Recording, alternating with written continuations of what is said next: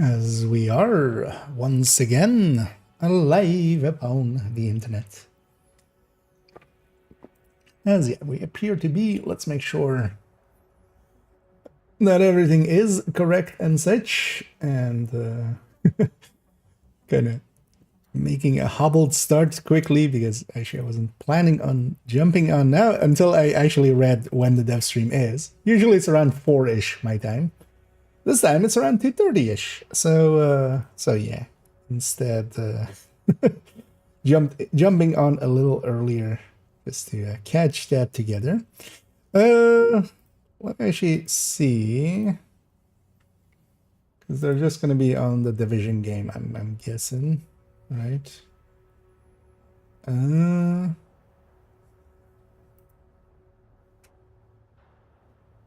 Yeah.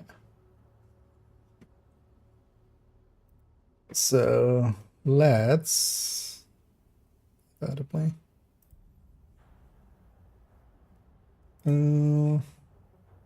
Yeah, let's find the live stream channel. There we go. Because that's this one, right? Yeah.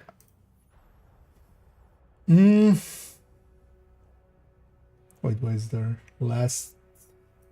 Oh, there you go. They.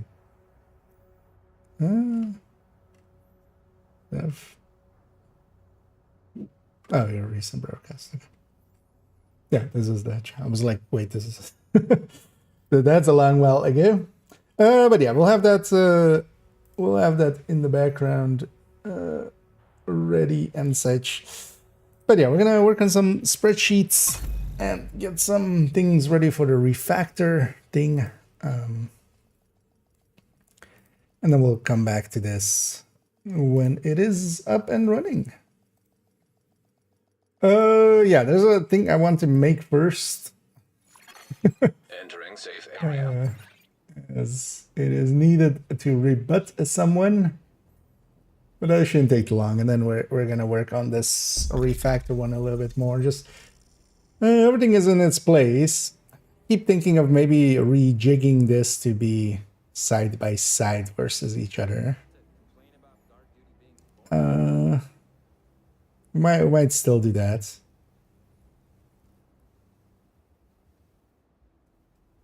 Also, it's kind of fine like this. The thing with it is I've put the builds separately, but actually the way we're trying to compare them is like the refactor weapon versus the high-end weapon and stuff like that with the skill builds. But first, I want to put something together here. I was going to just do this by my lonesome, but for that, I need to have the Lengmo stats. I'm just going to remake basically the top part of this.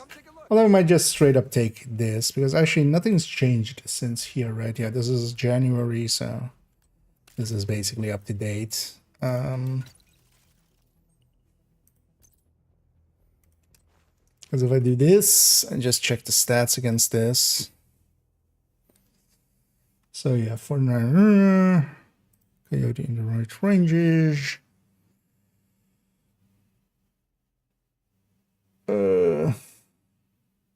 ATTA, yeah.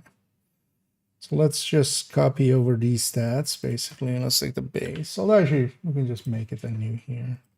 Just so we make sure no error makes it across, and then we'll double check it against the other. So, is 100 plus 70 plus whatever's in that field.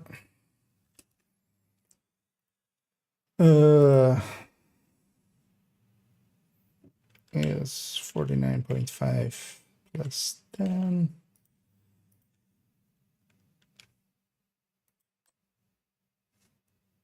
Is 141 plus 10.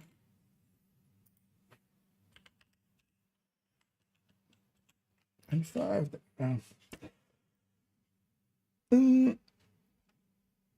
And so yeah, we have 25 or well, no, 35 and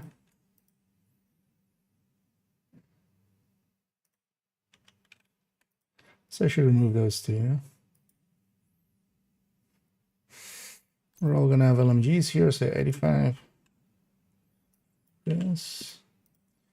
And yeah, 30 amp. And the DTEC is gonna be 22 on some of these. Well, actually, yeah, only on some of these. So here we'll just do it with 22 here.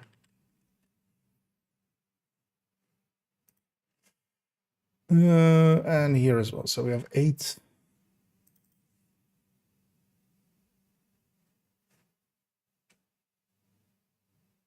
So that's here.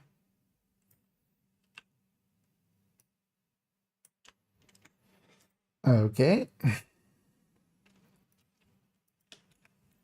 This can go. So this is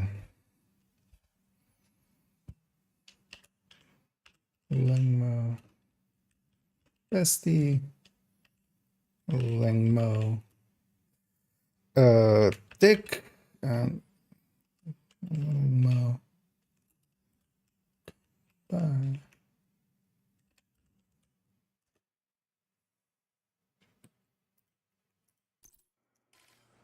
Yeah, let's go grab the graded Bestie here.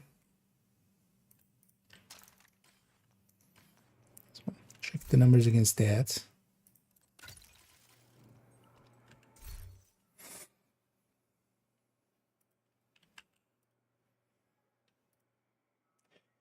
Yeah, let's actually go and double check these numbers and then we'll calculate the tick from that one.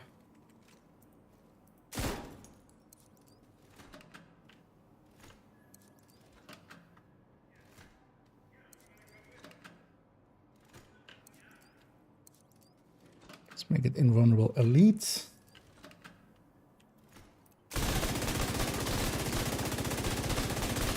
Oh, actually, I just need that. Oh no, I need.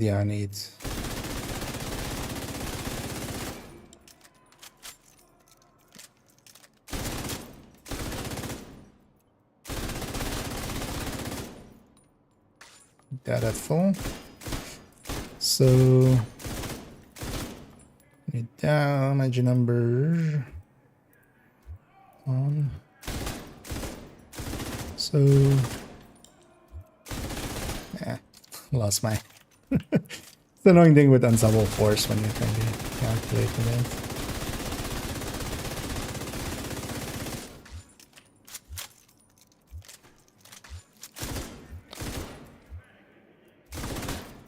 So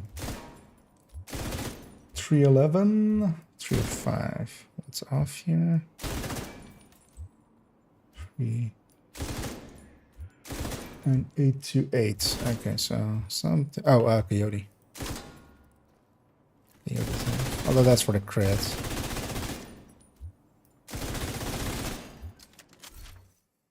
Oh, it's 25, of course.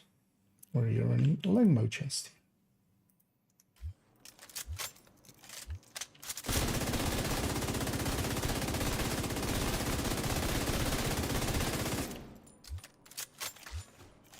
Because that shouldn't matter for the white damage. 311. Actually, we lowered it there. Of course. 17.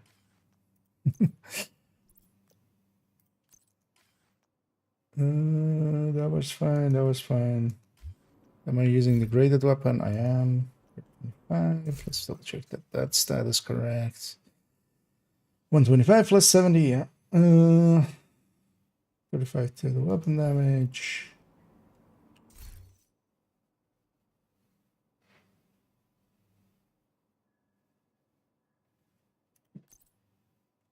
What am I forgetting?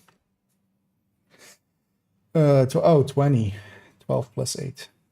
At 22.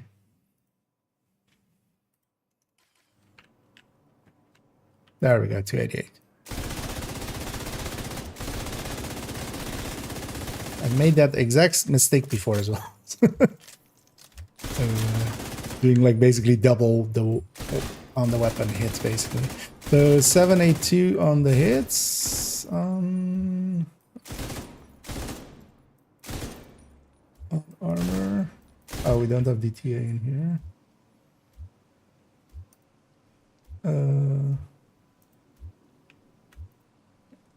100% DTA rate.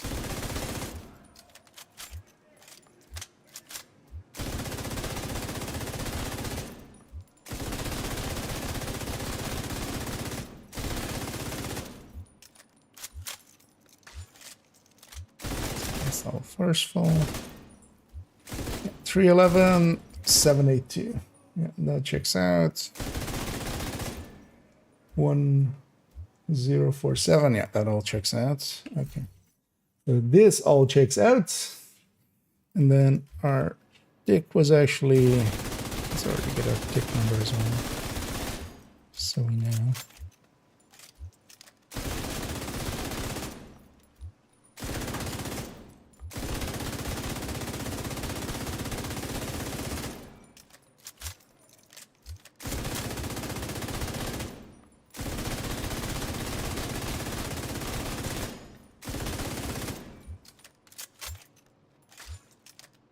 One, that number, that'll stay there. Okay, so this is this number times 5.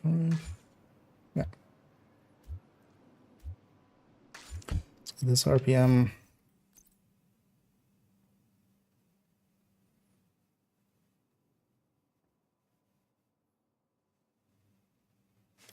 Actually, how did I do it here?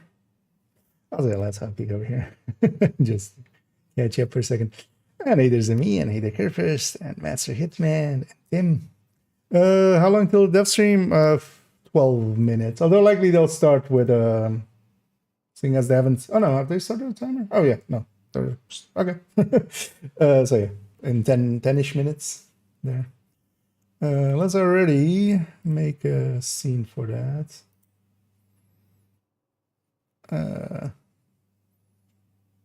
Because let's already prep this with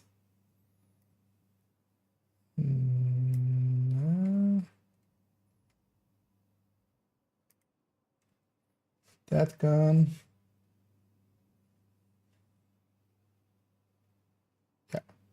Yeah, we'll play around with it once.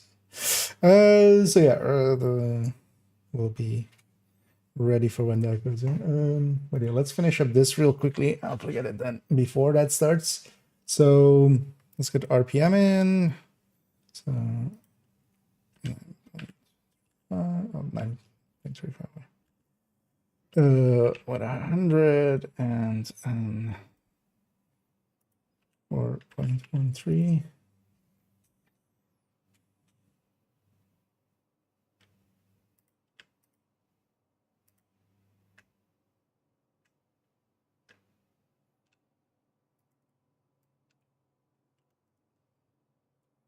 Basically did like that, but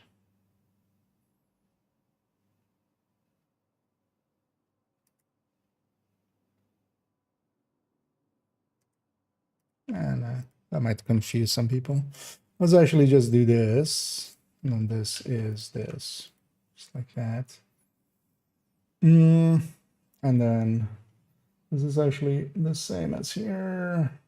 Let's pull this one up actually up here. By 4.6.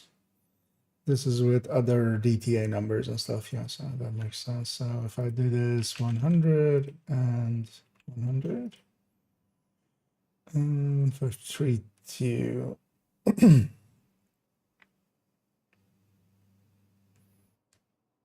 Oh, actually, I have it down here. So this one, 1558. Yeah, so and then 9631 for the burst.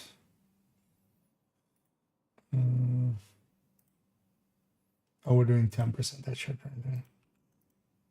Yeah.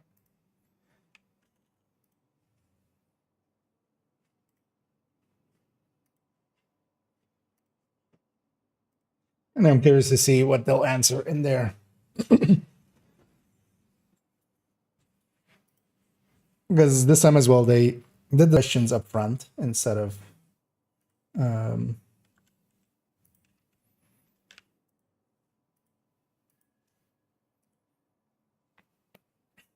of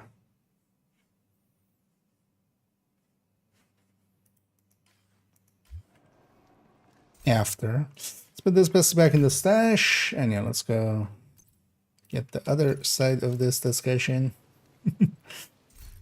which is an OD. Actually, I should maybe even take a screenshot of this.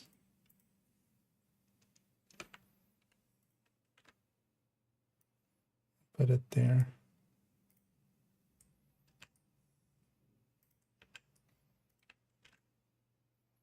And then snippet.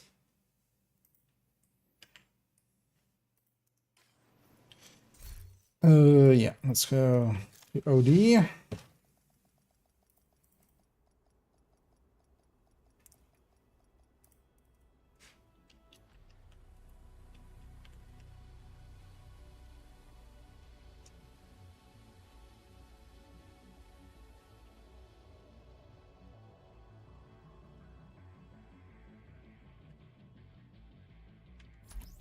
Yeah, let's go here.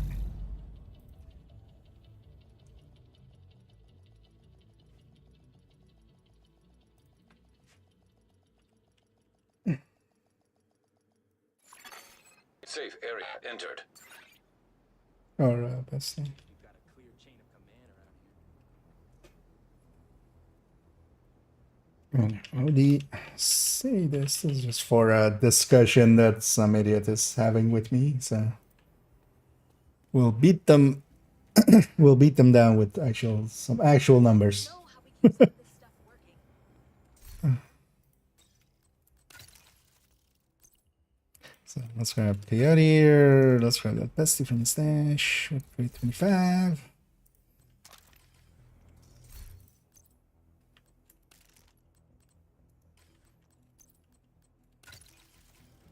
There we go.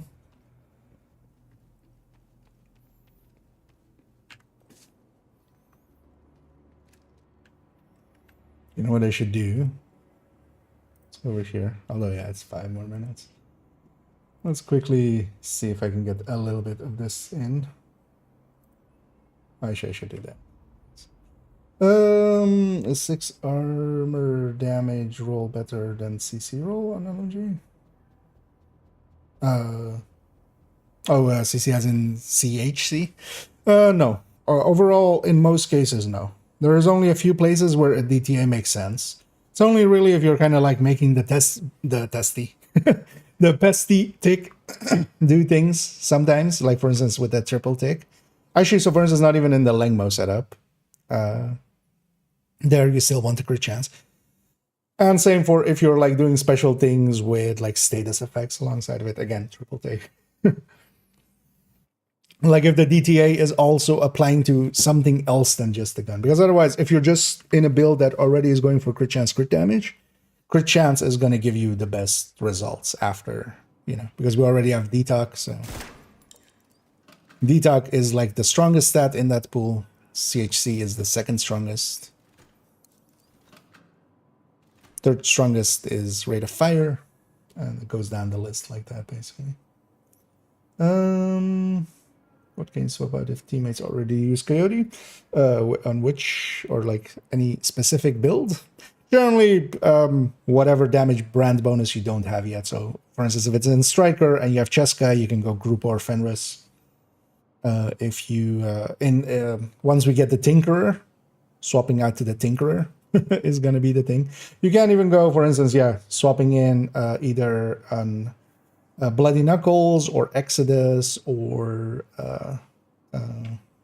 what's the wholesale called again that I'm blanking on again? Centurion, yeah. I was going to say Legionnaire, but that's just because Legatus was in my brain for a second there. And yeah, one of the spammers, let's get them out of here. But it's basically whatever damage bonus you don't have yet. So that depends kind of on the build. So for instance, on that bestie, I would go Grupo or Walker Harris maybe. And then on others. That's kind of handy with them. Oh yeah, Eagle's Grasp can be a swap in. But Eagle's Grasp as well kind of loses you one stat, so it's usually not like you just swap that, and you also then need to swap in a crit chance somewhere. Thing with all of the other ones is that you swap them in, and it's kind of more damage there. Because if there is already 2 or 3 coyotes, generally as well, like 1 isn't enough. 2, like if you're the second one, I would say keep being coyote, but it's more like when it becomes a third and such, which in Countdown happens quite a bit. Instead of tick? No, I mean, it's the tick. Because it's specifically, it's tick. It's not the time of it is not included here per se. Because this is the tick, and then this is its DPS. Its damage per second. If we're being pedantic. But also, yeah, we could go with either. But here specifically, I wanted to say tick because that's the, like, how much it ticks for.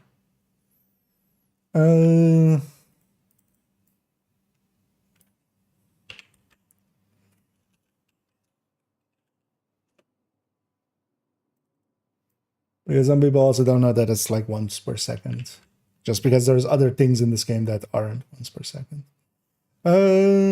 These are cap. Actually, yeah, let's just do it like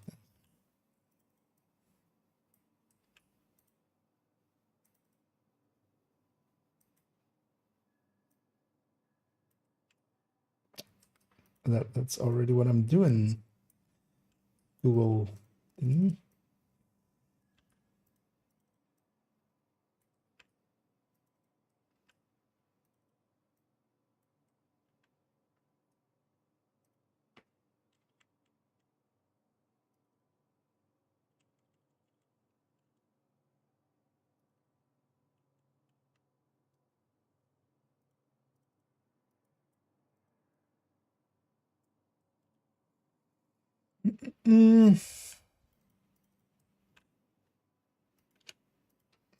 Okay. Yeah. Let's go to here though. Hey. And we are live. Welcome, Perfect timing. agents. My name is Leonardo Lorenzoni, Leo Lorenzoni for some. I'm the still new dev from the Division 2. This is my second stream, but I'm here with a veteran from the community, someone that you guys know for a long time, the creative director, Yannick. How are you doing? I'm doing good, well, yeah. and like you're not new anymore when it's your second stream. Yeah, you're already a veteran. let's You move came me. through the trials of fire. So We have some new people in our staff today, so I can consider this a new another opportunity for new people to show up in the Division stream. So today we have a Q&A Q&A session with you all. We I'm asked glad for you like it for some me. questions in our Twitter and our So it would X. be nice Actually, I need to Spreadsheets remember on. that the platform. Oh no, has a so I new mean, name. Discord well, actually, and no, I in have our 4 social, posted so at some point, you but guys send us that one's out of some date questions from a long that time we ago. will try to answer the majority of them today. Also, we are going to pick some questions from the chat. So if you have questions that we are not covering, topics that we're not discussing here, please make sure to drop on your questions in our chat, and our team will select them so we can answer them later. Also, we have some special guests today, like just some small participations of some people who submit their questions through video. So this is the funnest possible Q&A session we ever had, because we need to make sure that we are answering questions, but trying to give something cool for you to see as well. So I like Q&A because I don't have to do anything. I'm just sitting here and I'm just going to try to answer questions the best way I can. I don't even have to play and have people mock me for my my bad gameplay. I noticed that. But also, you notice what, my bad gameplay? Or? No. I noticed how nervous you are when you're trying to play and answer questions at the same time. I think I heard that you said you noticed my bad gameplay. Well, say goodbye to Leo. 2 streams. That was a good streak. Sorry. See you later. But yeah, we are 6 days away from Brooklyn. That's an important point in our trajectory. 6 days. So far in our journey, Still we Brooklyn. are about to release a new DLC after so long time. We're about to release the first season of Year 7. It's an important moment for us, and we try to cover the most questions we got from these specific topics. I said so that. obviously we're I going usually do actually some this usually. generic, questions as well about the game or other aspects that it's not related to seasons or the new DLC. But I think what's the most important is that we try to get the questions that were most frequent or that are going to talk about aspects of the two features that we want to talk as well. We want to make people aware of. So I think the first one is one of the most asked in our socials is, when will pre-orders for the DLC begin? That's a tricky one because I know that you're the creative director. You're not responsible for publishing. So I don't sell it. Yeah, I make it. If you allow, I can answer that. So let's start this Q&A with me answering. Actually, the DLC will not be available for pre-order because they might answer something here. This is not the way that DLCs works here. The DLC will be available for you to buy on May 27th. 8 a.m. from Central European summertime.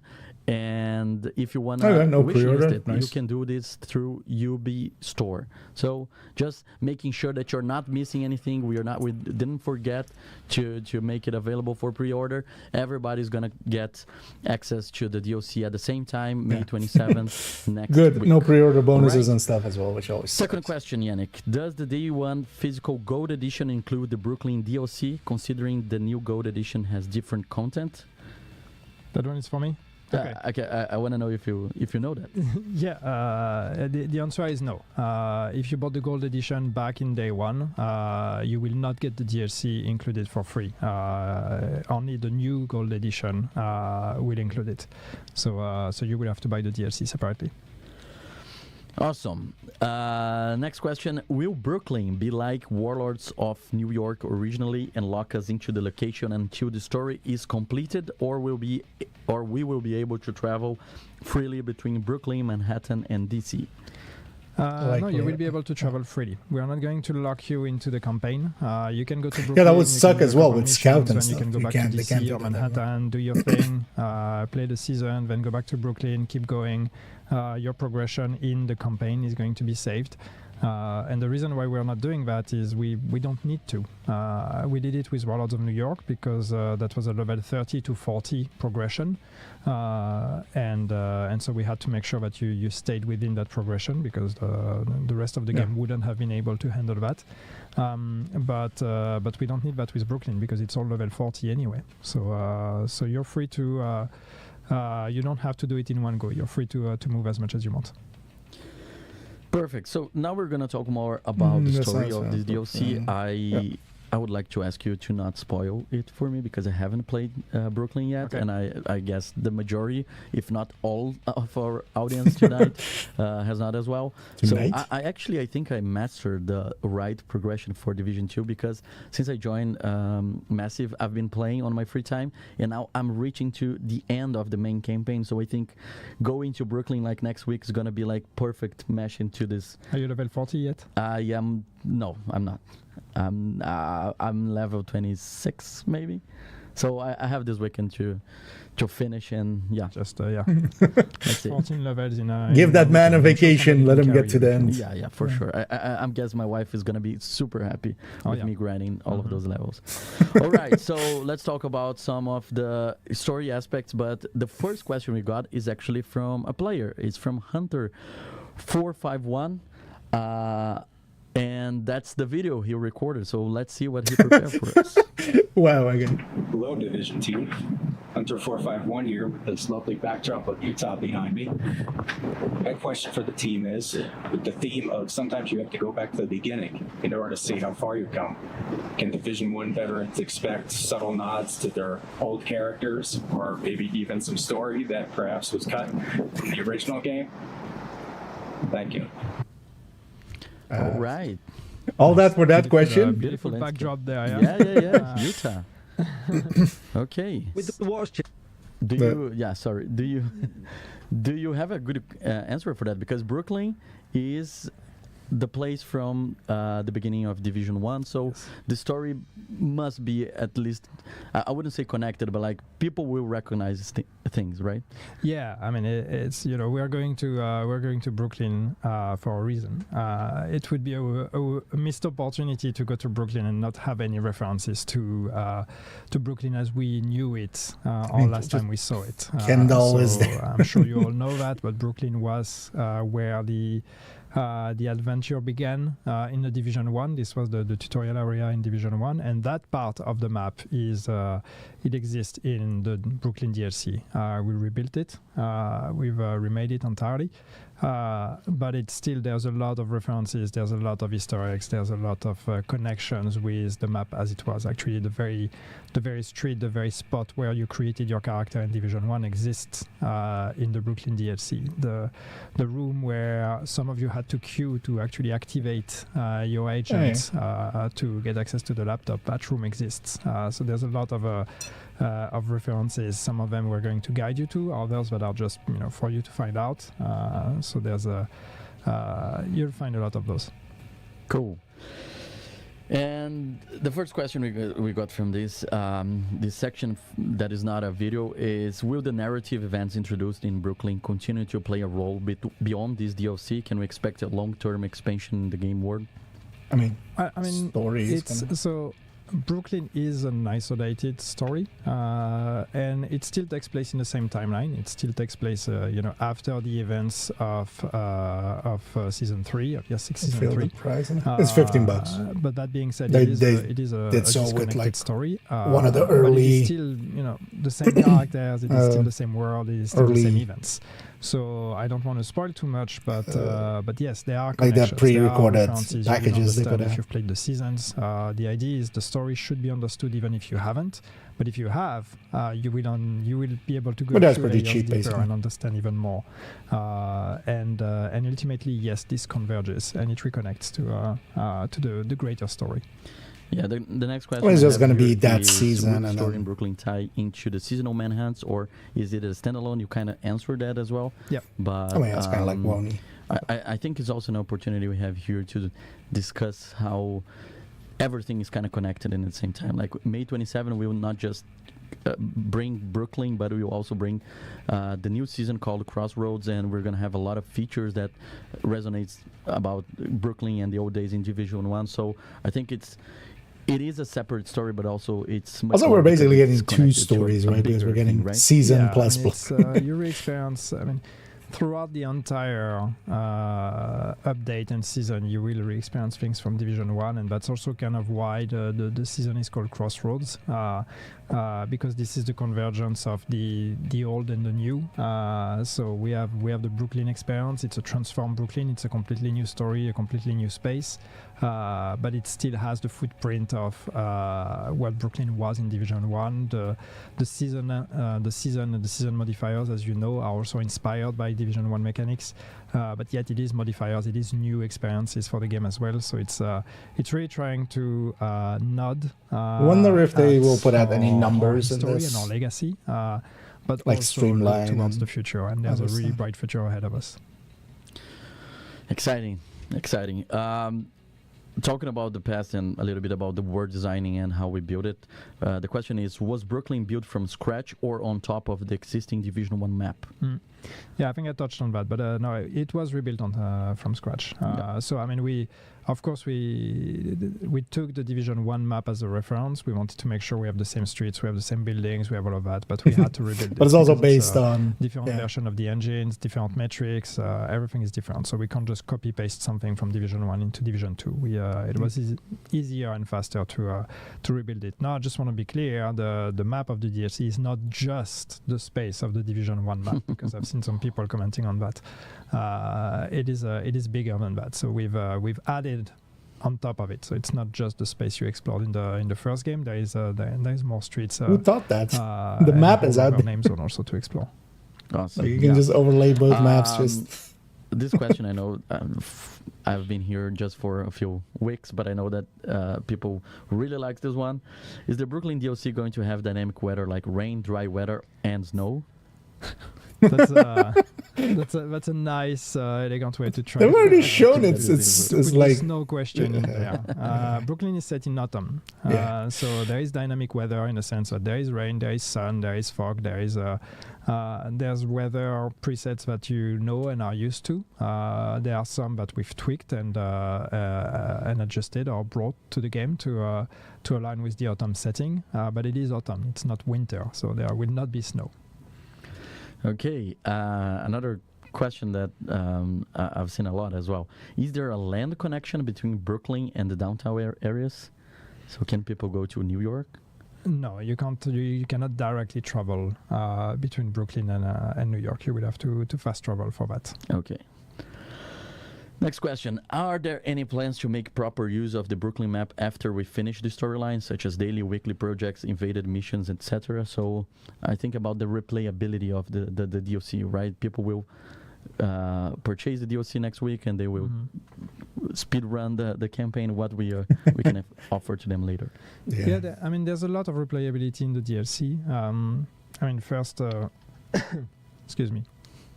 When you finish the story, there's more to unlock. There's more exploration. There's collectibles. There are world bosses. There's a hunter. So there's a lot more to discover and to unlock if you want to complete it 100%.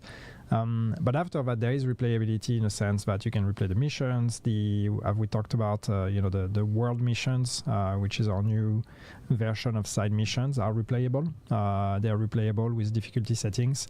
So that you can do. We also have targeted loot that is actually added there. So that's going to be interesting, especially with the world missions, because they are bite-sized, very short. Especially in replay, they're probably going to get shorter and shorter as people get more used to speed running them. So that's going to be probably a very efficient way to get targeted loot. And then that's also going to be, if you own Battle for Brooklyn, that can be integrated into the rest of the experience. For example, you will have that'll be nice, more targeted loot spots by itself. So if you want to play and grind in Brooklyn, you can do that. No, we're not going to have invasion as in the Washington map. That's not something we're planning to bring, but there will be the systemic replayability that you can expect from the game. The open world also has all the living world systems, and then depending on how it goes, we could potentially expand on that and add more things to Brooklyn if people really want more reasons to come back to that map. All right. Now the question is: we will see a new incursion coming as an offsite mission in Brooklyn later on?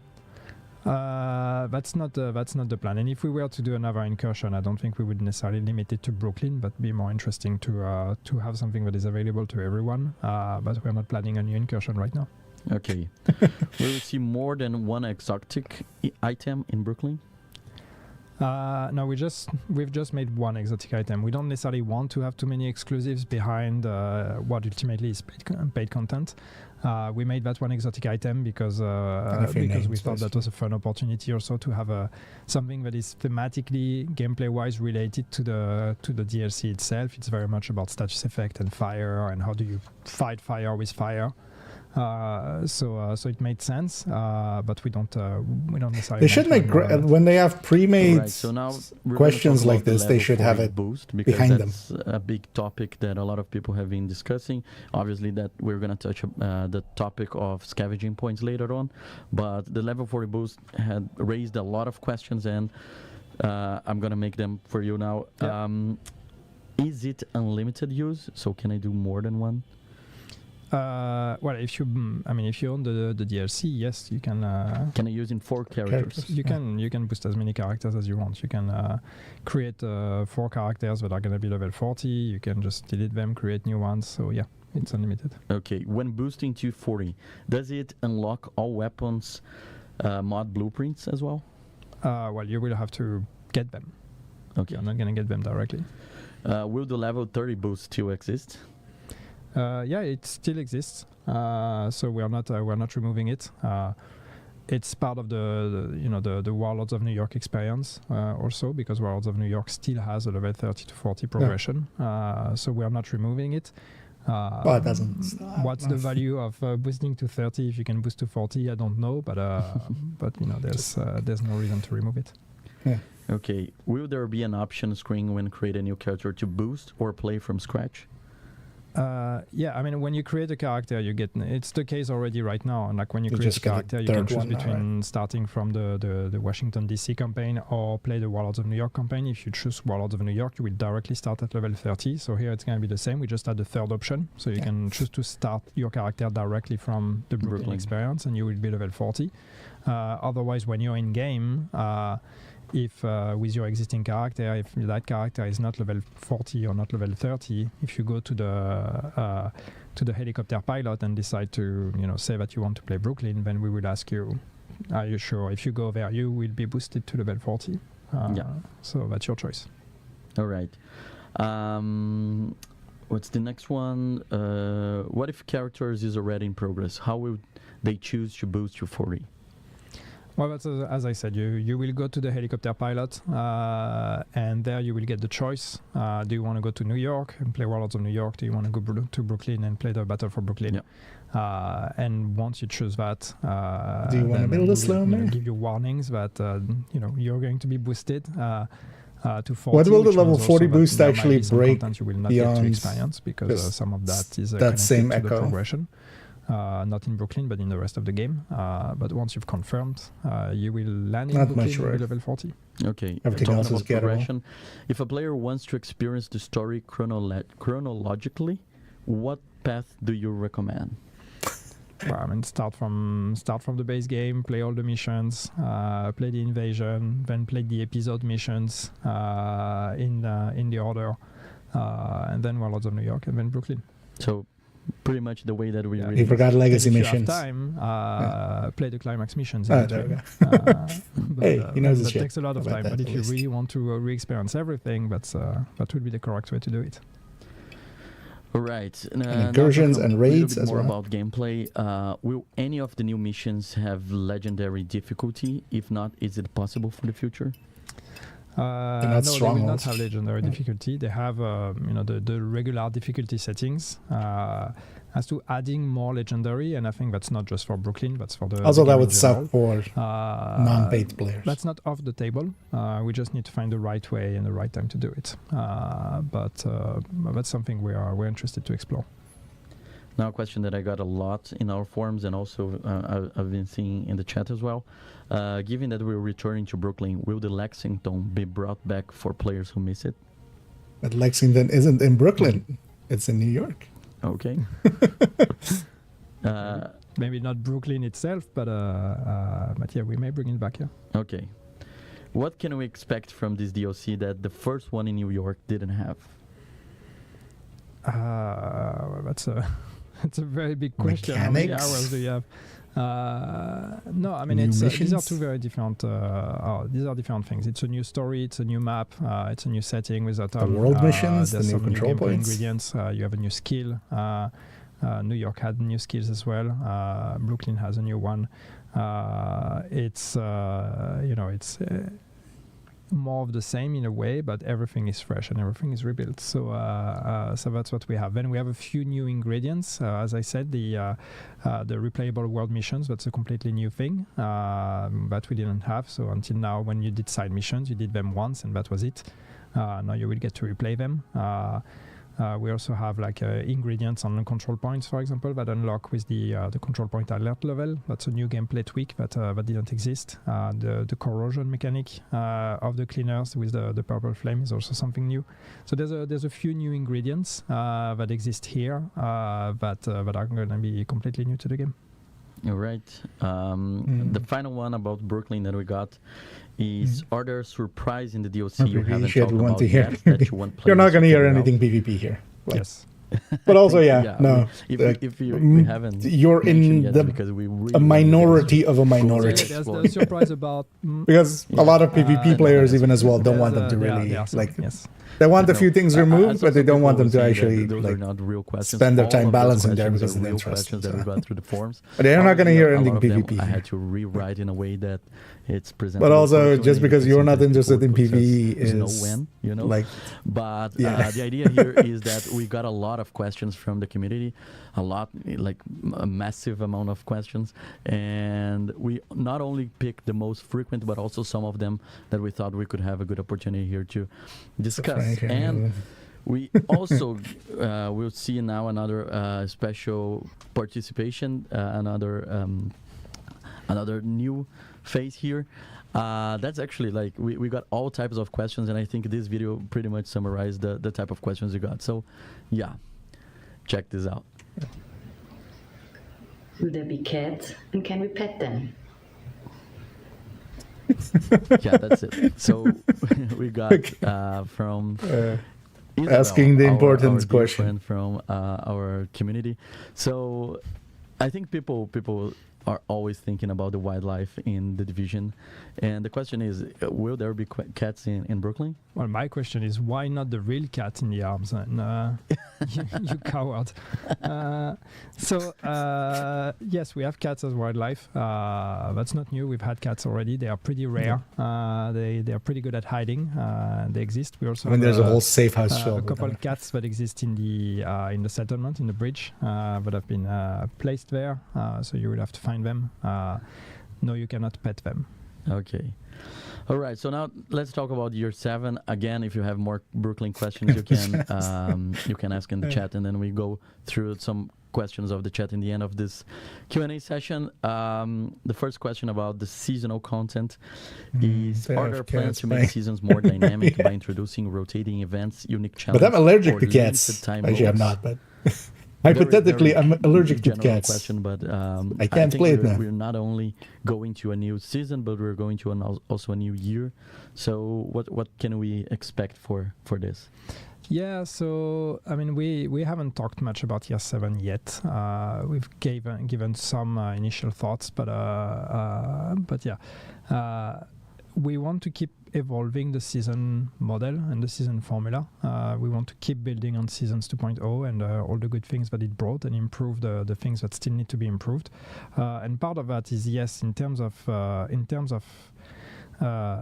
promise and of fantasy, we want to push the season from season to season. So we want to have something that is a bit stronger, that is a bit more appealing, that is a bit more cohesive. So taking all the different ingredients of the season and try to align them behind a specific fantasy. And that also means bringing new experiences. So not just modifiers, but also potentially new gameplay experiences. So these are all things that we would like to do, and we are trying to move towards. So we just need to structure ourselves and make sure we can deliver on that. But overall, yes, the intention is to have more original experiences with each season. The next question is pretty much related. I think you covered the majority of the answer. Is: do you see future seasons, offering gameplay features beyond modifiers, like experimental modes that could become permanent, similar to Countdown? I think you touched a lot in this, but yeah. Experimental modes is... Yeah, I mean, we want to try things. I think the great thing with seasons is they are starting to shape up now with the modifiers already, but more things that we're going to do in year 7 is we're going to be trying and experimenting with gameplay experiences, as I said earlier. So if something really sticks, if something is really popular and people like it, can't tell you. Can't say we could consider leaving it in the game or bringing it back at a later date in a different version. So people will find that seasons are going to be much more, disruptive one after the other in this year compared to what we've done until now. It's not just a fresh coat of paint. It's really we want a different proposition with each season. Okay, another question about year 7. Will there be any new raids? Will there be any new raids in year 7? We haven't talked about raids. We don't have plans to bring a new raid just yet. Okay. Will apparel events finally return next season? Finally return on the anticipation of apparel events. We are looking at it. We're considering it. If they come back, it's going to be a different proposition. We want something that's the gameplay part of it I mean, he says that, but then they did the Brooklyn Cash thing here. Parallel events was just having this collection event where there's a lot of things to acquire, and you get to play what you want and get extra rewards. So we want to keep the essence of that, but we need to find a better gameplay proposition. So it's not just grind and get keys for a chance to get a pair of boots. So we need to find the right formula. But yes, we are looking at bringing something that would be akin to what apparel events used to be. Okay, in the Year 7 showcase, you mentioned a new wrapper for open world activities. Can you elaborate on that? This is actually a real question. I didn't edit this question. I mean, that's the terms they used. Well, how much? What? Can I elaborate on that without spoiling too much? No, what we want is we want to try to make the open world a bit more interesting. We want to make it a bit more more dynamic and reacting to what you do. Pauses that for and really turn the open world into a loaded in the more DLC should not not just about edit convoys or these kind of things, but difference between 15 and 10, it'll be 10 in like 6 months. It'll be 5 more akin to missions or things like that in terms of how much content we're talking about. So yes, it's a new proposition, but also like what they're talking about here, like a value proposition of $15, like $15 is but it's really about barely anything, especially now that like mainline games are 80. It's just versus their cosmetics, it's like less than a cosmetic in there. Okay. I really don't want to go more in that because I'm feeling that you're almost spoiling them. Will a similar Brooklyn activation cache be returning in the upcoming season pass?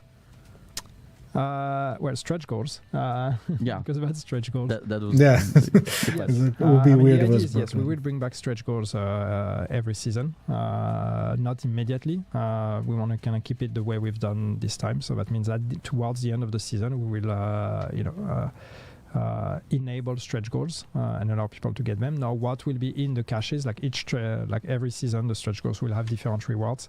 So what you've seen this season doesn't necessarily mean that this is going to be the rule moving forward. We are still going to have to calibrate a bit and see what are the right things we want to do. But yes, they will come back. Okay.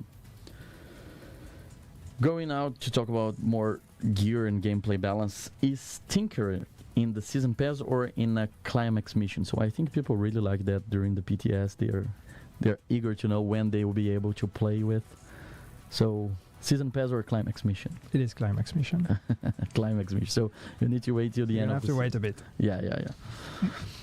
Will all existing blueprints, exotic and non-exotic, be farmable in the open world and no longer locked behind modes like Descent?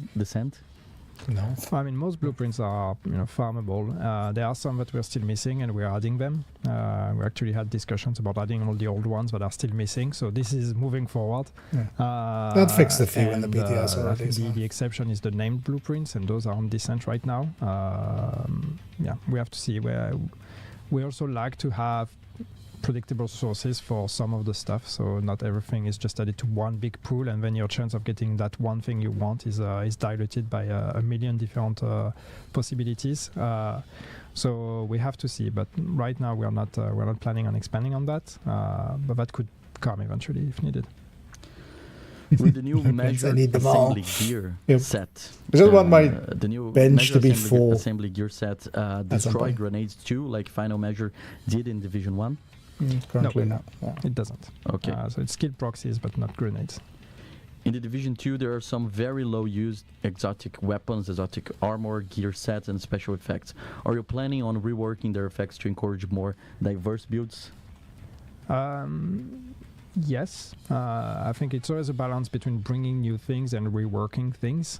We've done a pass some time ago now, and we've reworked a bunch of items. There are still some items that we have in our radar that we want to revisit and that we want to work on. And then on top of that, yes, when there is an opportunity, we want to look at the underperforming items, the ones that people have but do not use because they're just not meta or not even interesting, because it doesn't have to be meta, but it needs to at least create opportunities for people to try things.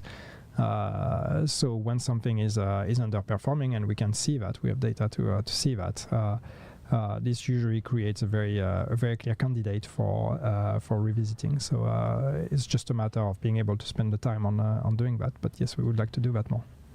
Then the next question actually is also about meta, but this is something that I think this is the question I got in the list that better summarize a lot of other questions that were related about the meta. The question is, will TTK time to kill be adjusted? Each update brings more damage increase, but they haven't been significant survivability or healing change. So people in different types of questions, they ask about this topic. Damage goes up, you can translate it into defense. On the meta and how we are missing armor and health. Yeah, so I don't think the issue is time to kill. The issue is difficulty. There's two elements. There's one element is that, yes, of course, as usual, most of the time damage is the meta, and we need to make sure that we have alternatives, we have options, we have roles. We are working on some ideas to do that.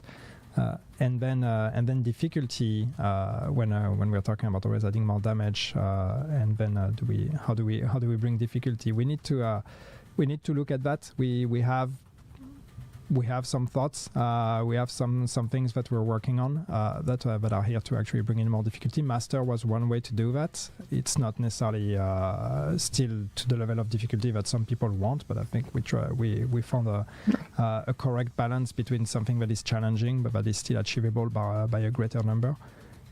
But that being said, there's opportunities for more difficulty, more challenges, because yes, we've been giving a lot of power to players, and we need to make sure that the game remains fun and challenging for everyone. So then we need to bring in a new layer of difficulty for players. Right. And the last one before we're moving to the whole scavenging points. Topic, have you considered Yep. adding hunter outfits to the store?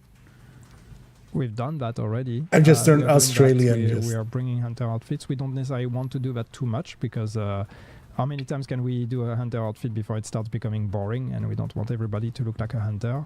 That being said, we know people love them. We enjoy working on them as well. So yes, we've done it and we will keep doing it. Okay.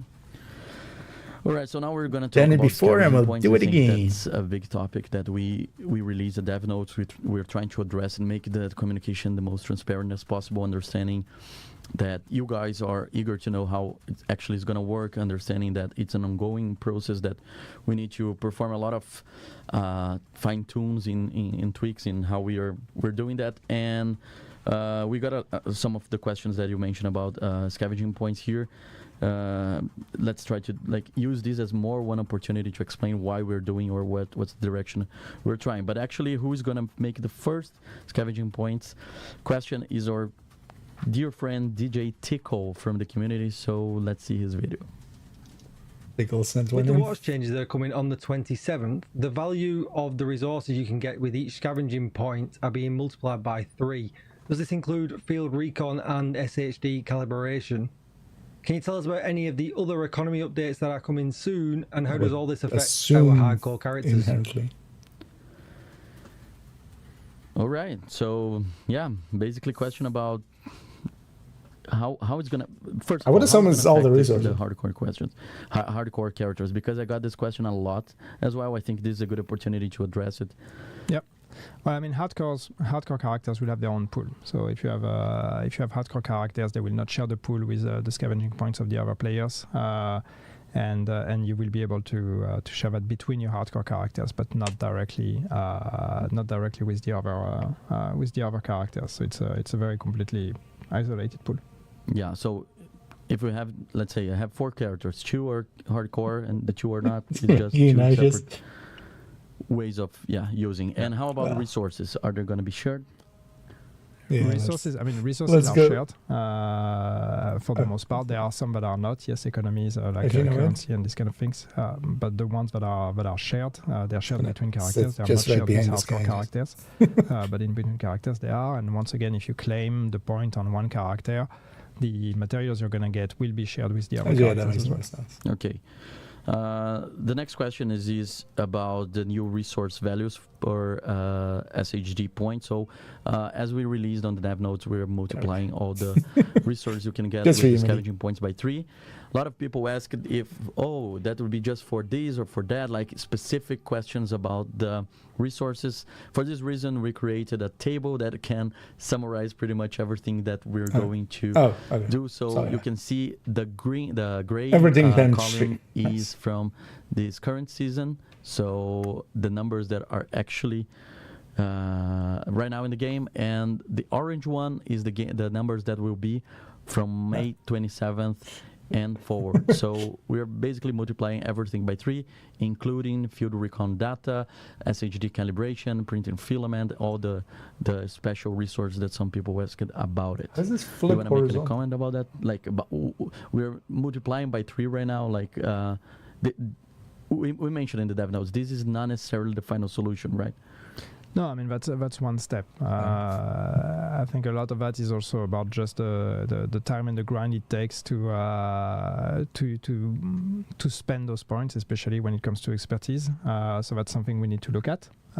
But at least that's one step in that direction. Just making sure that each point you spend, since now you can only spend it once, that point needs to be more rewarding. That just makes sense. So that's what you see here. It's just a straight out ×3 multiplier we're applying to everything.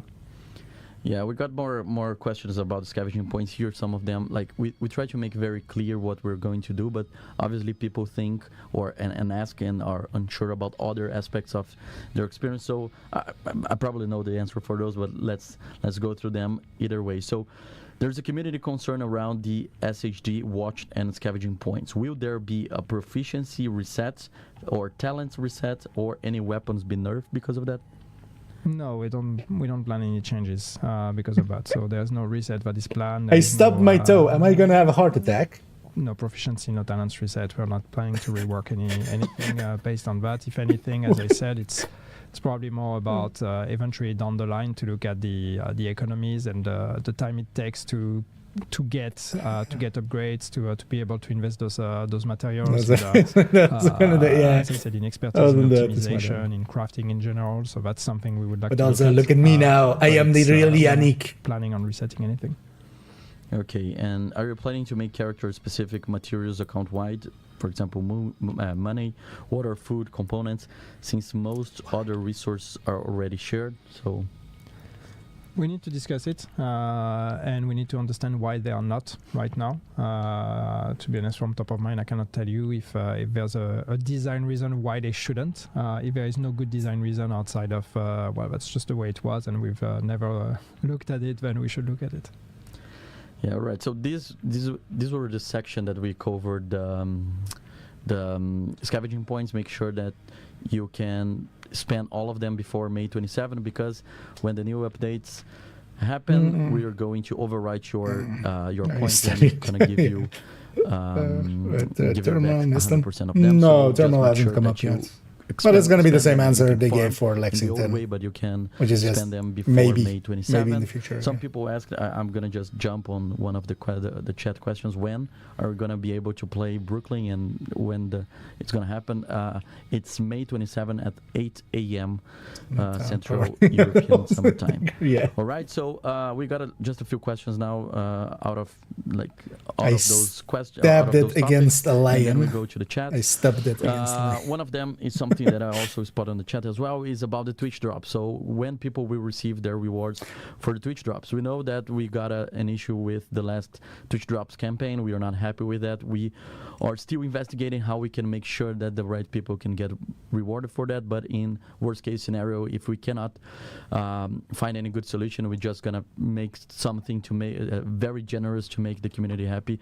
We're not going to prevent you from getting what you wanted. So we are still investigating, trying to to make sure that we're exploring all the options, but obviously we are not going to just make people forget about that. We are aware that we need to fix it, and we need to compensate for that as well. Okay, another question that I also saw in the chat as well is, will you be removing the 999 exotic components from players who receive them via the glitch? No, we're not planning to. Oh, right. We're not planning to. And as to the next question, which I will also just read directly, if players will be banned for exploiting the glitch, no, that one is on us. So we don't plan to punish the players for it. Yeah, let's do it. And finally, what tools are being used to reduce the number of cheating players? Many reports seems to lead to no results. This is something that obviously, like, there's always a discussion. It's normal for live games about cheating. I think it's this question is an opportunity for us to talk about what our anti-cheat efforts and what we're doing and how things work from here. Do you want to elaborate a little bit about that? Well, it's going to be the same reply as usual, and I know it's never satisfying for everyone, but I cannot give you the details of the tools we use because for obvious reasons, the more we pull the curtain, the more we make it easy for people to retro engineer and deconstruct our cheat protection and bypass it. But yes, we have a combination of cheat prevention, but does not allow people to actually use cheat engines in the game. That doesn't block all of them, but that blocks a bunch. And then we have our own detection tools that also allow us to see when people are cheating. And with that, then we're able to detect reports help. That doesn't mean that when you report someone, even if they're obviously cheating in front of you, that doesn't mean we're going to be able to necessarily take actions, because there's a bunch of stuff that needs to happen behind the scenes then that can lead to actually that player getting banned. So I know it doesn't always sound fair. Because I'm willing to bet, like, always fair, because yes, sometimes you will see there is more false positives than there is true positives in just the reports themselves as well. This is not because we don't care or because that player is a friend of ours or whatever. It's just that there's probably a bunch of reasons why that player has not been banned yet. It could also be that it can take some time. Okay, actually, I was planning to add more stuff, but I think you cover everything that I was about to say. So I think that's the section that we got the pre-made questions from the community. We asked them to submit their questions. Some of them submit their videos, and this is the first section of the stream. Now we're going to go through some of the chat questions as well. And again, like we're going to talk about the DLC, about the new season and other stuff. So the first one is, once Brooklyn drops, will projects and priority objectives include Brooklyn going forward? Yes. Priority objectives will. And also, so many of the cheaters are just that are including Brooklyn. like, what we want not is we want to make obvious sure we are even. not So forcing you to go into on Brooklyn, that end, especially even if you so. don't own it. So it will always be an option. If they have a it will wall be an option hack, if you own it. But yes, priority like, objectives will include. it's hard will to include tell Brooklyn, if they so you do may or roll don't, or if a they're Brooklyn just using priority Pulse, objective. which is And then dev approved wall you hack. choose to do it or not. Another one about Brooklyn. Do we get 50 stash space with Brooklyn DLC? Yes, you do. Yeah, I One's know that already people love in stash PTS. space. Okay. Any way Or answered your with the cleaner PTS fire question. can be added to old cleaner missions and control points? I think they're talking about the purple flame, The right? purple flame. Right now, the plan is to keep the purple flame isolated to Brooklyn. So it's an extra component. It's an extra gameplay mechanic that we're adding to the DLC itself. It's not immediately going to be added to the rest of the game. Could we reuse it in the future and bring it on occasion for special events in the rest of the game? Why not? We could consider that, but it's not going to be just flat added to all the fire effects in the game or all the cleaner fire. That's not the plan. Mm-hmm. All right. Will there be any more SHG XP level events in the next season? Yes. Of course. Yes. Okay. People asking about new incursion. I think kind of touching on that, but I already said we don't have plans for an incursion. any plans to update PvP? So this is for the PvP community. Hello, I see you, PvP community. I've seen you in chat already. All 4 of you. We haven't announced anything. We have some thoughts here and there, but we haven't announced anything on PvP specifically, and I have nothing to announce just now. Seems right on for Is there rest a of chance to get turmoil that's in life. beds again? Maybe. It does kind of suck, but yeah, they can't do anything about it. It was their mistake. But are popular like that and that people want to see coming back, I'm trying to roll it back, especially because it gets spent, of course. So we will find ways to make them available again in the future. Like, do you take it off of items that are already, and how do you do that? There's no mechanic will there be a currently for cap that. on expertise at some point? Oh, that's a good question. Yeah, we're considering it. I Just don't do know it. what I'm supposed to say Do about it. it. I will anyway. We have to see. We have to think of expertise in general. That's a system that probably needs a bit of a pass. But yes, adding a cap is something we're considering. Yes. Right. I think that's all the questions we got from chat that our team or staff Was it team, called Greek Fire? selected for us. We can. I'm not sure they gave it a name. Through the chat. But it might have. Will Brooklyn have a new stronghold? Not a stronghold. You have main missions. Some of them are longer than others, so there could be. I think the last. Thing was one also a bit the thing longer that than the triggered other it was one, pretty so, easy to technically maybe it could be a stronghold. to accidentally but happen, it's especially still now confirmation. with the with the watch Is Brooklyn alts map thing. bigger or smaller in size compared to Warlords? No, it is smaller. Because all you I see needed was to be comments over cap. on the cap as well. I've seen On people SHD talking about calibration. expertise in PvP and having to remove expertise in PvP. I think there's a whole discussion to be had on PvP and the normalization of stats in PvP. Obviously, expertise can be a huge difference maker. So yes, it is an issue.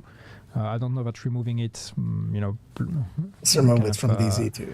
blindly is necessarily the solution, but it is something we are aware of, and we're trying to find solutions or think of solutions. Just remove it in DZ as well. Making also conflict and DZ builds the same. Going through the chat now, I'm trying to That would be like see a lot of questions that we already. such easy More win. I loadouts, feel. I see people asking for more loadouts. It's I don't know if we will do it, but it would be nice. Yes, I agree. We're back to these questions. They really need to do a FAQ. Some people like a asking for trailer list for that they season spam 7. here. We're not going to show any trailer today. This is just a Q&A session. But what we're going to And just post that and just go like, any questions from this, we're not answering. New update. Ask something. For Brooklyn and the new season. And they can put all the this stream will snow be much and more fun with like cool stuff to be shown, and I You won't think be and stuff here. like that. And I want to be here, so it's going to be another ComDev. But anything yeah, that gets it'll be fun. answered with I'm that looking would be forward for it that as would well. be So cool. I got the questions, and the other ComDev that will be introduced will come up with the nice stuff, the fun stuff.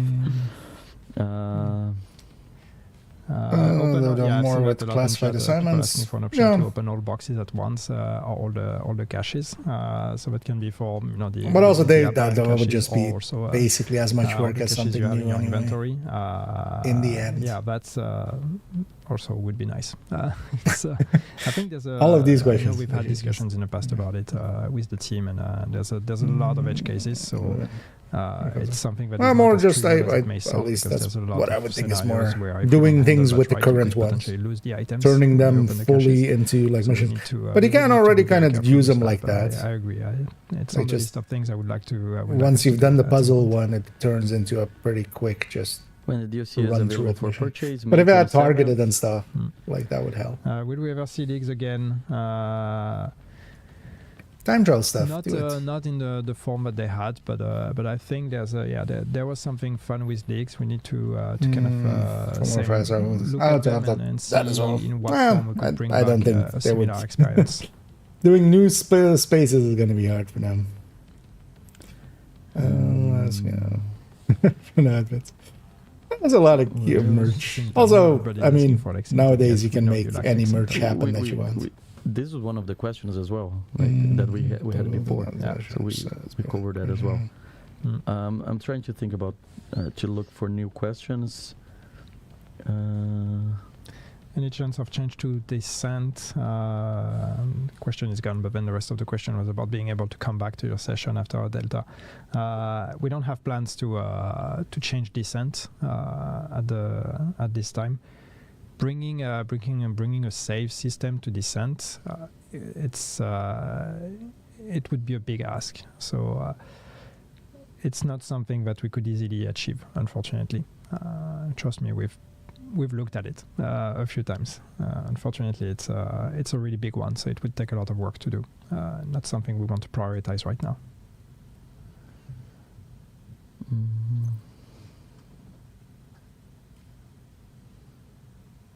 Chat is going a bit crazy, so sorry. It's a bit hard to catch the questions here. I'm a little bit. Sure, how many? Raise the percentage of rock spawns in the open world. I don't know, maybe. But then if we make them too common, it becomes boring as well. We also need to make rogues more interesting in terms of what you get from fighting rogues. We'll get some of the Chinese exclusives. Well, that's a case-by-case basis. We like to look at what's been done there and find inspiration from what they've done. And if we see things that are interesting, we can potentially reuse it. So we might see more of that in the future. But there's a lot of things that we don't necessarily want to bring. Expertise and optimization cost reduced. We kind of cover that as well. Yeah, I mean, first we are gonna give you more materials. Then we'll maybe look at the costs further down the line. Next, system corruption. Isn't system corruption, because third account I have system corruption. See a lot of survival questions. So I think those are just ignore it. freely available. To bring back survival, I've said it a million times. Yannick, your favorite meal? Jessica, yes. Yeah. It's a personal question. Would be nice actually if they added more of those blueprints in there. My favorite meal. I'm a person of very simple taste, so I like a good pizza or just a good sandwich. I'm not fancy. Simple man. Mm-hmm. All right, we have 2 more minutes for the stream, so let's see what else we can get. Okay. Yeah. I was about to say, like, how long are they going to go? When can we get the missing Twitch drops? So as I mentioned before, we're investigating how we can fix the previous Twitch drops. I feel they should just answer some of these questions with just never. Investigating if we can make it right, and if we cannot, we're just gonna be generous with the community and make sure that people get what they want. In this case, what else we have here? Half of this is okay. That's maybe why. Boss. No, you don't need a hunter boss. There's a Yannick in the game already. Well, I have a few. Stuff enough. 36 pieces of blueprints. Okay. Bringing back some Division 1 apparel into Division 2. No, they should fix that. What would you like to see? Hunter's Fury and Bellstone still as well. Is there any plan to increase the player's inventory space and cache space? Well, for instance, Jessica Chess never existed, but they should like add inventory. That, no, there's a bunch of stuff like that. Stash space, but the inventory of the character, no, we don't have plans to stuff from the early seasons, which didn't have blueprints for all pieces, and also year 1. I know that's enough for a lot of people. There wasn't even. I don't know about adding more beyond blueprints. Not every piece was there for every slot starting out. Outfit. Someone else will do outfit, yeah. It's not digitical. I'm surprised. No. he submitted the question and I removed from the list. So now, yeah. I think we have. Yeah, we're almost there. Any plans to shave Yannick? No, you don't want to see that. Because other 3 do exist, but just maybe not. Oh, poo-poo. Because all 6 are there for like main account. Actually,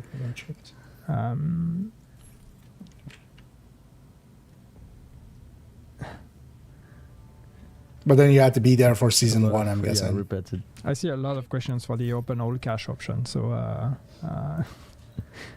obviously that's not a gear set I mess around much. We really need to look at.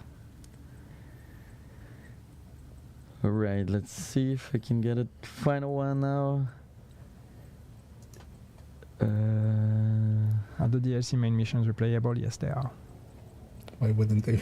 What's the price of the DLC for Brazil? Honestly, I have no idea. I need to check out that information now.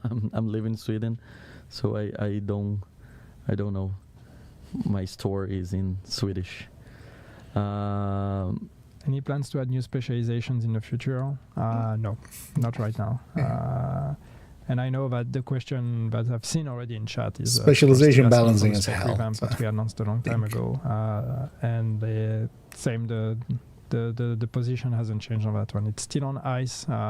We still want to revisit specs at some point, but there's a lot of things we would like to do with the game, and we need to pick which ones we want to prioritize. And spec revamp is not the priority right now. Okay, I'm gonna pick one of the questions that actually was the first one we answered. When pre-order, again, the DLC is not gonna be available for pre-order, only for wishlist. So if you go to Ubi store, you can wishlist it. Otherwise, you can buy the new DLC May 27th, 8 a.m. Central European summertime. So with this, we finalize our stream. Thank you so much, Yannick, for your knowledge and your answers. Okay. Thank you, George, for helping us with the technical aspect today. It was George's first stream, so we are very proud of George. And obviously, yeah, it was a roller coaster, but everything was just fine. He's trying to that would be easy to break. At the end of the stream. Yeah. Maybe too soon. I really appreciate everyone who submitted their questions and their videos.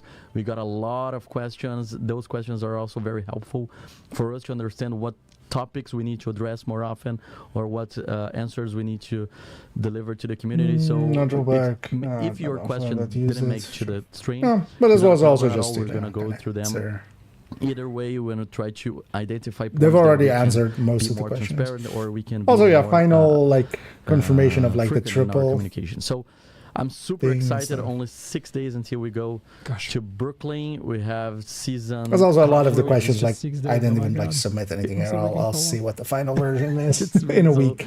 Such a long time. I know that a lot on this for a long time. Yeah, and the Crossroads season as well will come with a new year 7. So we're going to have another stream, like I mentioned before, another stream that also they can't ban people more stuff that are coming, and this stream is not gonna be hosted by me. So not when it's like that. Since you've been super gentle to me, super like something nice, I wish like Anderson or something was you had you couldn't mistakenly do it to the new person who will become here in the next stream. But other than Exo that, thing I'm super happy. I'm happened super by excited about everything that we by accident here. first. I'm happy to see how much engagement we got, and yep, agents, it's almost there. Thank you so much for your audience. Thank you so much for your questions. I'll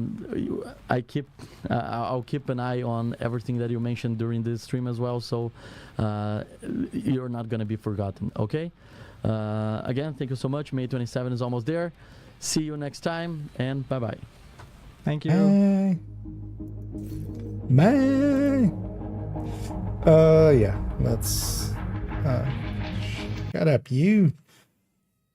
But yeah, it's basically, though this was all things we kind of knew already, but in one spot. So that's kind of handy for some people to get their bearings on it. Yeah, let's go back to this. Let's actually also go back to here. Yes. Let's just delete this, because I messed around way too much for this. It's not gonna line up ever again. We'll make a fresh one for in the future. Yeah, let's finish up this, and then we'll go from there.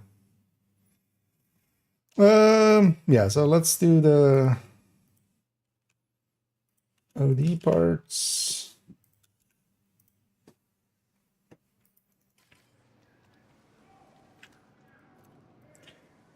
So this is quite bestie with this. Yeah, all this is actually a rebuttal for some idiots who thinks he knows better. Yeah, he's making me waste 20 minutes to prove him wrong, so but you know what? I don't mind proving people wrong. So let's get the stats in first. Also, actually, with this.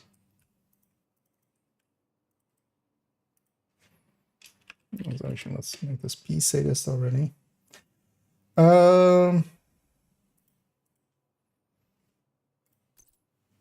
So the stats are going to be the same, although the reload is going to be faster for here. 1, 2, 4. Okay. So weapon damage wise. So 100 plus 30, right? Yeah, so this is 100 plus 30 plus this field. And this one is 100 plus 40 plus this field.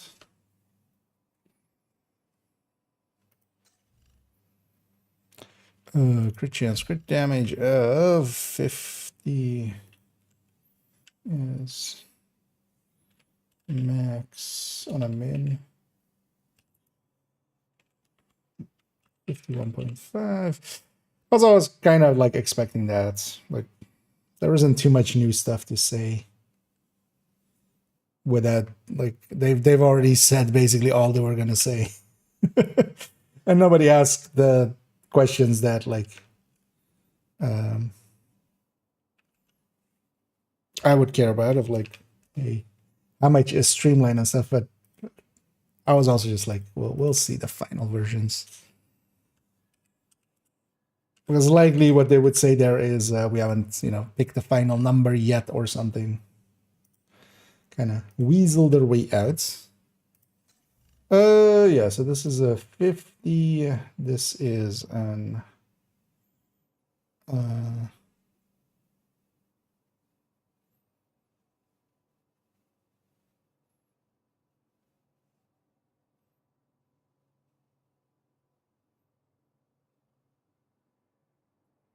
50, this is a 25.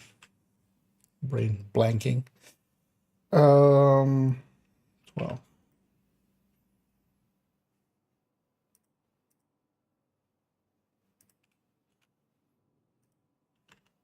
Just do it like that.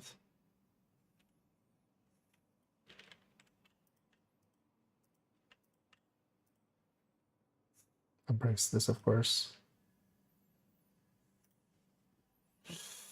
So on these as well, 0 and 0.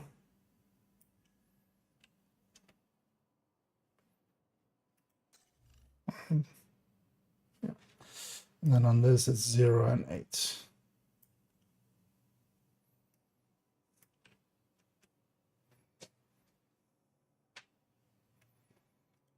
Okay. And this one's also just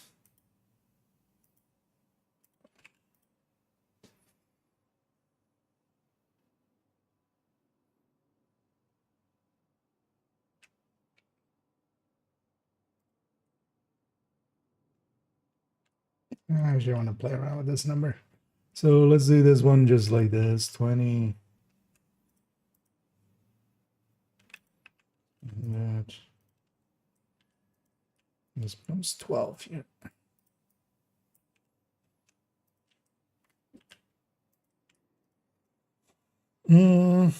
Okay. Let's check the hits. So I do need OD up.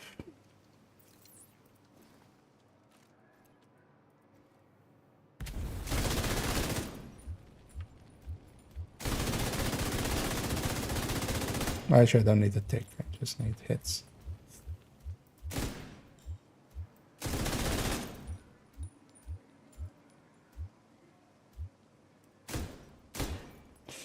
So, how much is that on body?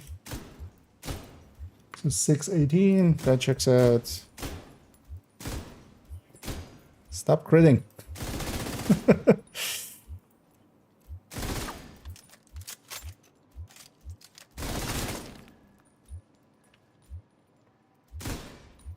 $258. Okay, so that checks out. Let's go for max stick.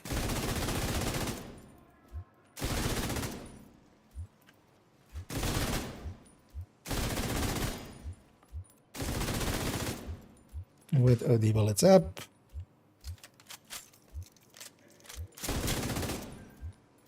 So next step.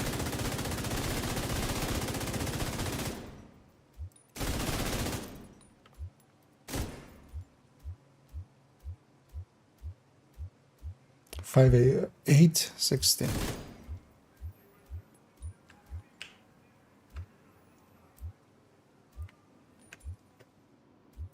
So let's make sure we hit this number. Yeah. So yeah, this is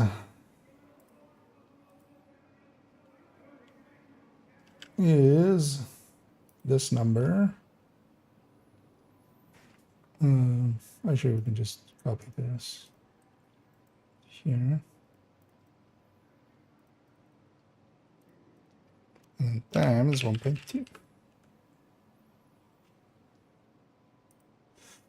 That doesn't check out. Oh, we need to remove this from it, of course. So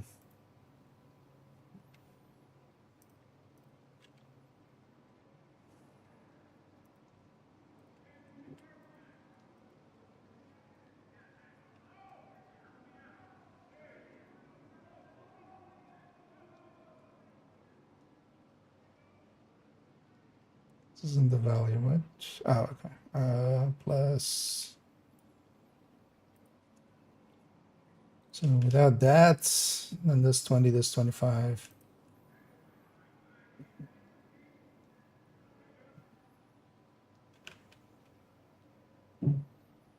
The 30. Okay. Oh wait, this doesn't line up either. That's interesting. So we have this and then 4. Oh yeah, that's not gonna. Or I don't know.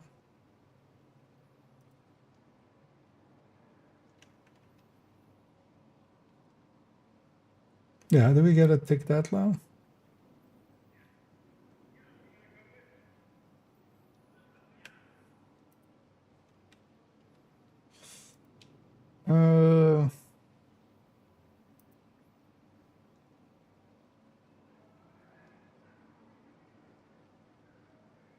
We actually need this number without this in it.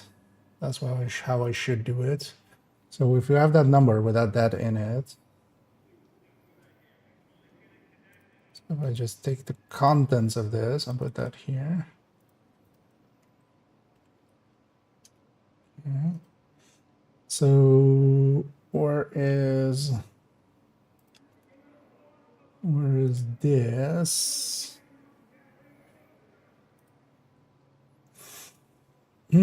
There's that 50.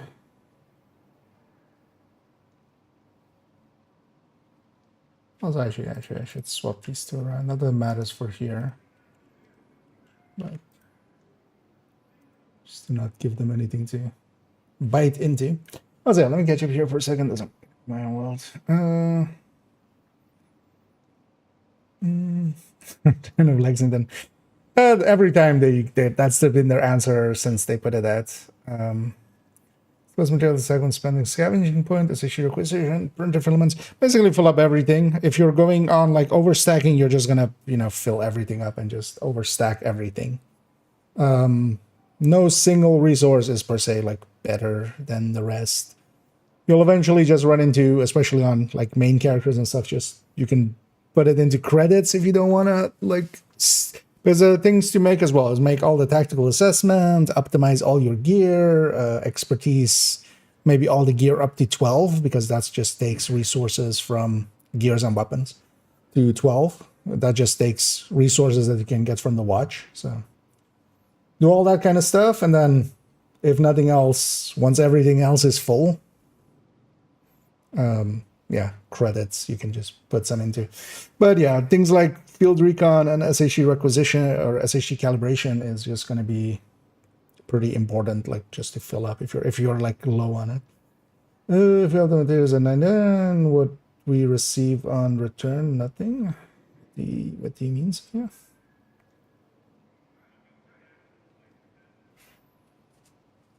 Like if you have the watch points for what, like, but yeah, you can just spend it on, because you can also craft up all your tactical assessments, all of those things, and the expertise gear up. And there's a lot you can do with the resources before you run out of options. And in the worst case, you can just dump it into credits. That's, you can always turn credits into resources as well by just buying from vendors and deconstructing. Always remove the weapon damage upgrade limit and specialization. Let's go beyond 150 to assign them. Upgrade limit and specialization. Oh, to have them all for them? Much easier would be just if they remove that whole thing and just made it, you spend 45 points and you get it into everything. I'm guessing originally they wanted to keep it in like this form, but they never did anything with it. Of like, maybe that you make a gear set that if you're running SMG and like AR, you combine maybe the weapon damage or something from that. Likely that's why the weapon damages are set up in the specializations like that, but they never ended up doing that. So just make it 45. You spend 45 points and you get 15 in everything. And then that was like, that's the only thing from specialization that I would care about to get as a quality of life thing. Just trying, may I ask you, is happy with the QA dev stream? I wish I didn't understand too much. Yeah, these are all kind of like, most of the questions are, you have to kind of understand, because there's a bunch of stuff happening in the community where there are changes coming, and if you don't know what a watch alt is, or why we're getting a watch point changes and such, it can be very confusing. Overall, this wasn't that useful, actually. The thing was and it isn't that we didn't like these answers. We need these answers, but these answers had already been given, although in like a dozen different places. So this was kind of, I think this is what their attempt here was just to pull them all into one place and go like, point to this place and go like, okay, here are your answers. Because all of basically everything they answered here, we've already like known through other parts. But having them all together there, that has some value. But it wasn't, for me, for instance, I don't think I learned one new thing per se. There was confirmation of a few things that we assumed would work that way with Claire. When they said watch points times 3, everything has to be times 3, otherwise it doesn't make sense. But having confirmation on it is kind of nice. Yeah, sure. That was a solution until the title specialization. I don't think they need to change it. Like, specializations is one of the most balanced places in this game. Like, I don't think... like, I've seen people go on about wanting the specialization revamp. Every time I ask them, what do you want out of it? It's just like, because someone, for instance, things like the grenades and the specialization weapons to be first selectable. The current thing is like there is balancing there. If we could have the flashbang or the fire grenade, like that's the things that kind of pull you towards sharpshooter and like survivalist. If I could just have those, plus having the striker shield, plus having the skill tier from technician, plus having the best bits of everything, like the rate of fire on kill and the armor on kill and stuff, like that's just power creep. Like now them being spread out, they're kind of been spread out actually pretty logically. Like it makes sense in between them, and every specialization has a reason to pick it. Which is also basically, I mean, although, well, there is an answer to that, of course, of like, did you ask a question? Although I didn't ask a question either. I'm kind of fine with it. We'll see the final results in a few weeks anyway. I would have liked them at least to, given a hard answer on streamline and such, and that's definitely been asked likely of them, but they likely don't want to like give a final number there. It's already out there. Just didn't say they wanted to do it. Yeah, they should have never. They should have never brought it up. But honestly, their original plans are still like kind of out there what they have for, which was exactly that, like freeing up a bunch of stuff. But that would have just been like, yeah, power creep basically.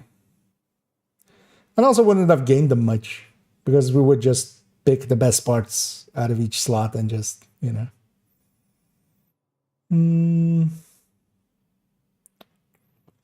The rest is more commonly obtainable from a... yeah.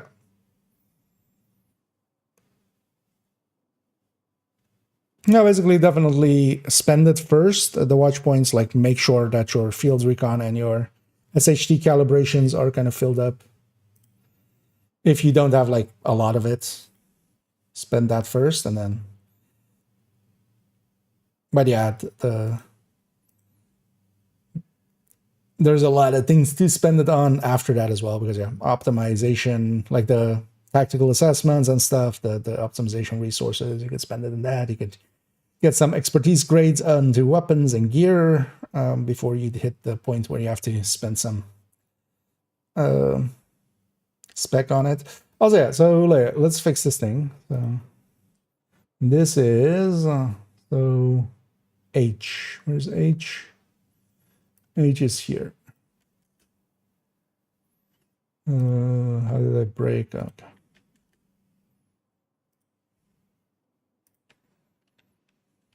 Is that times 5.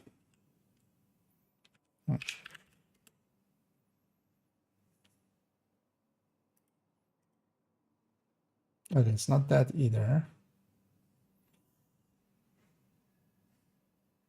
Oh wait, is it like this then?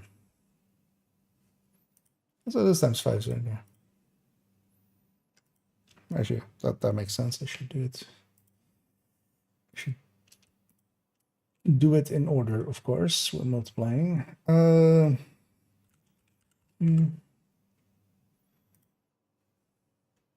actually, yeah, no, in this case, it doesn't matter, of course. We're just all multiplication.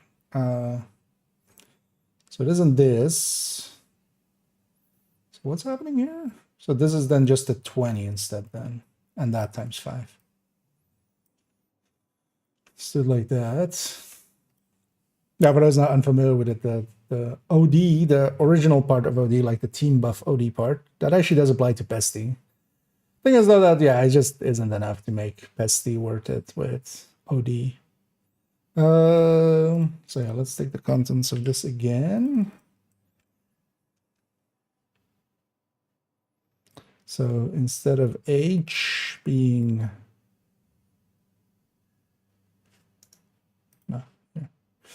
H is now 20. That's also not lining up.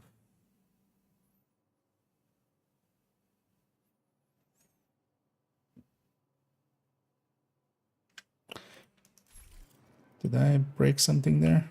Let's just let's recheck our number from in the game.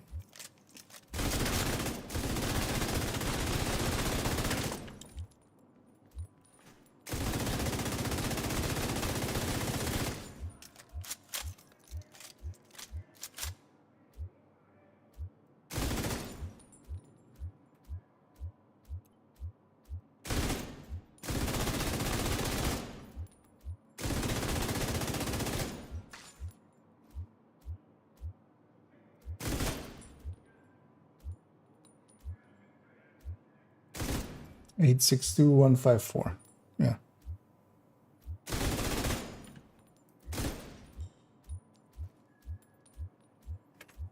Eight 62154.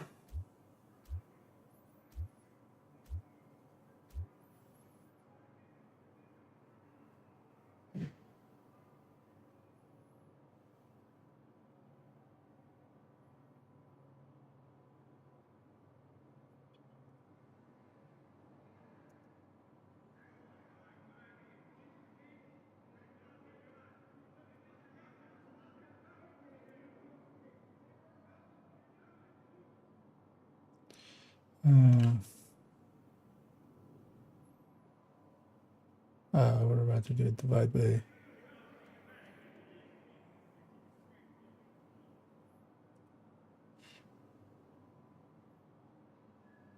Actually, no, that doesn't apply.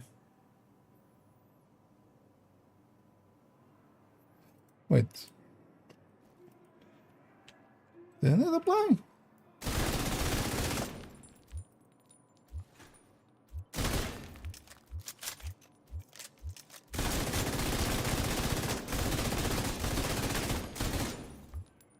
Got the plate.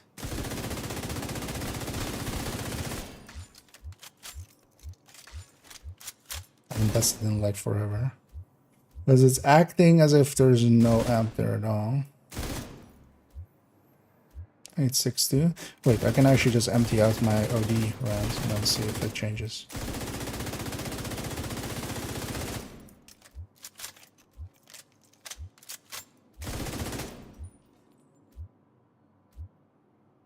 Because that should drop back then.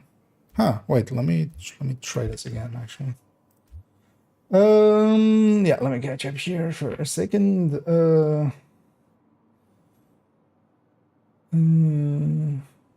They will change or do something to optimization.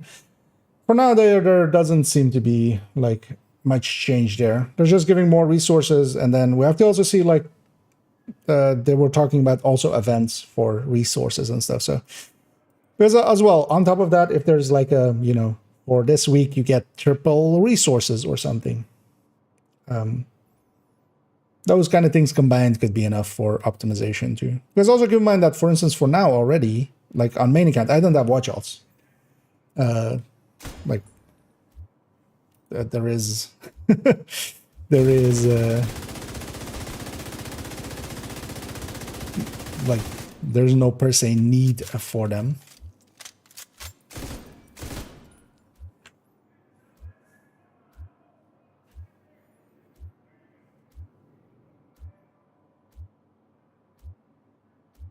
But also the thing that might happen, which is like oh no, how sad for all of us. We might have to run builds that aren't like instantly perfectly optimized if you're above 10k or something. Because I feel I do that myself as well on like second account. If I'm making a build and putting it together, I'm just going to optimize it even when I'm testing it. In the future, it'll become like, oh, okay, well, not per se for people that have been here now already, but if I make a fourth account or something, I'll be like, oh, I might have to consider what I'm optimizing because I can't just optimize everything, which by itself could be is a thing. Out of curiosity, tier crafting. No, well, I'm actually kind of putting together so this is multi-calculator of mine. And we're kind of basically putting some builds up against each other. And the reason for it is this guy who, yeah, we've had a long discussion here. I gave him an F- already. And then he comes back with just trying to rebuttal 1 point out of all these. 1 point is a second point because that's a point that he thinks he can win on. That's obvious thing. Which I also kind of address him with him there. And then he comes back and tries to explain to me how to put together. Because also, this is the obvious way to put together a Langmo build, right? We put a memento in it. And 5 red cores. Because why would we go 6, right? Like, what? And then because of that, he has his whole calculation here, which is based off of a shitty build. Like, and then... But yeah, the discussion is like, is Pesty good for OD? The answer is no, straight up, like go sadist. But he thinks he knows better, and I'm just gonna go the extra mile and just go like, okay, here's the actual numbers. Now go away. You actually don't know anything, and also you didn't address any of the other dozen points. But yeah, it's basically I'm being one of those Redditors right now, basically. Actually. I should put my like, actually, you will find that you are wrong upon the internet. Wait, didn't Pesty get affected by that 20%? Because this guy also said it. I was like, yeah, I remember something like that. But I think maybe they removed that when the skill thing also changed. Because yeah, they removed it from. Oh yeah.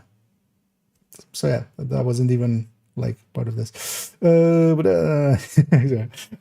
thank you so much there for the kind words, Aiden, and yeah, glad you like it. More to come.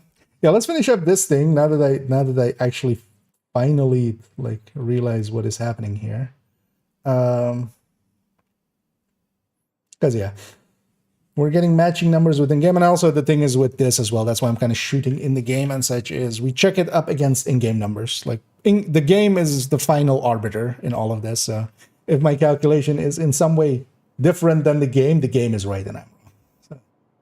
So we just do it like that. So yeah, this combined is this plus this, and also let's do the contractor's version because I'm sure he's going to bring that up, because that's the obvious rebuttal of like, oh, why would you go Coyote? And the answer is because it's the better build, but only if you know. But yeah, let's put the contractors here. So how do I take this to 60 in the most fashionable way?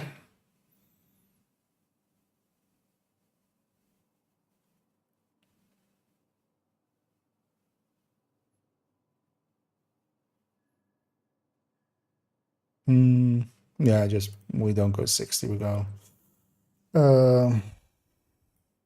Would DTA be a better choice here? We drop 9.5. Where do we land? 42. We could take 18 there.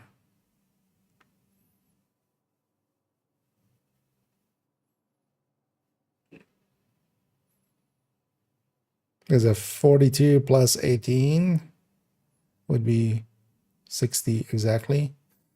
Maybe we take it that route. Yeah, 60. But then that would be, I don't have a DTA here. That would also be 8 plus, so 14 here. 8 plus 4. Wow, that doesn't leave any real crit actually. Because we're dropping 2. Because if we're taking that to 60, we need 3 more crit chance rolls. So we're losing 36 crit damage. Yeah, that doesn't check out either. No, so let's go the crit route then, or the other route then. So we keep this at 8. We take 57.5. We take 104, 105. 25, 50. We do the same as we did for this one.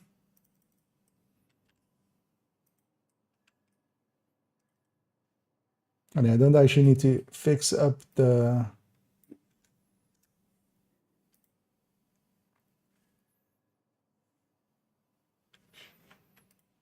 crits for this because we're not, I just want the pesty tick here.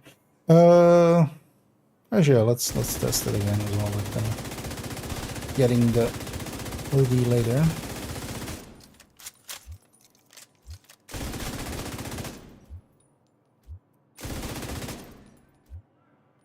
Nine, 6, 7.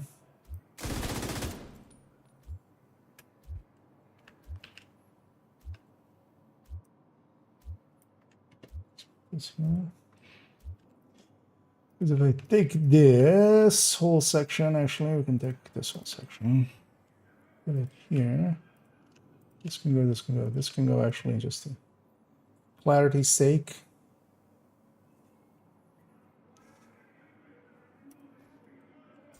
I need to. This needs to go here. 967, yeah.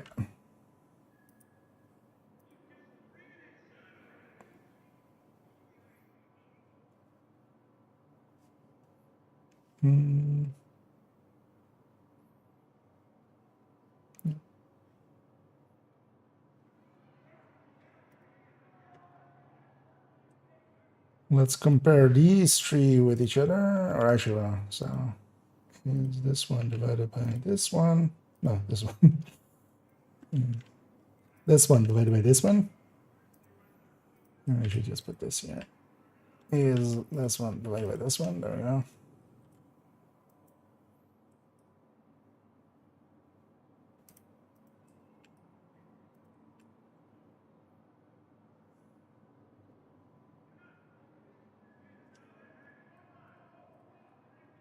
Oh, yeah, not in that way actually. So, and this is this one divided by this one, and is this one divided by this one. And yeah, this is what happens when, because according to that guy, these ODs with Pesty are way stronger than the Lingmo, which they aren't. Not even on their base, not even on their not on their tick, and not on their final output. Also, there's someone that, like, in the original thing, they went like, Chameleon is shit, and Bloody Knuckles is shit, like pieces that generally see a lot of use.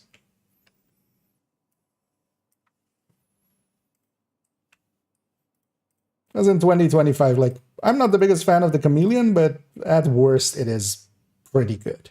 Like, that is the... that is the... The Cup is nearly forced to make another one. Well, that sounds like a caffeine addiction if I've ever heard one. Let's take grade 20. So I should make this Carnage grade 25. Yeah. Should have been the case already.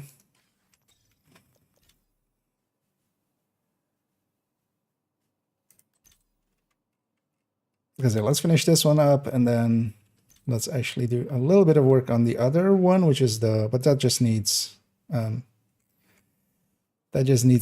basically a little work to make it look good, because they'll be the spreadsheet we'll use this evening for the refactor build showcase.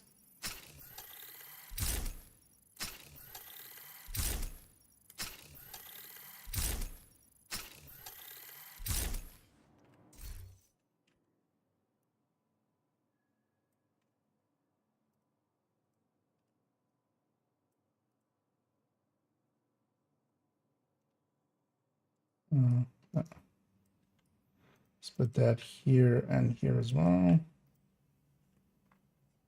Because yeah, let's do the numbers for this thing. And as well, just one last check here.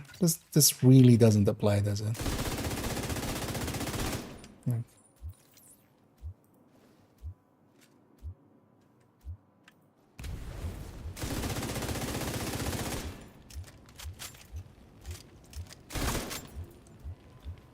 Let's get this guy to the cap for a second.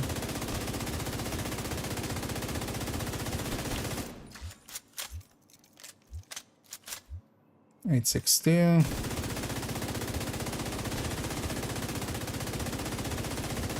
Because I'm gonna lose my ammo.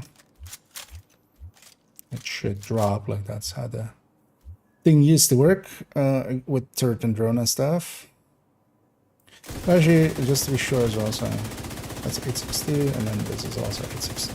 Just light completely with that. 862. Yeah.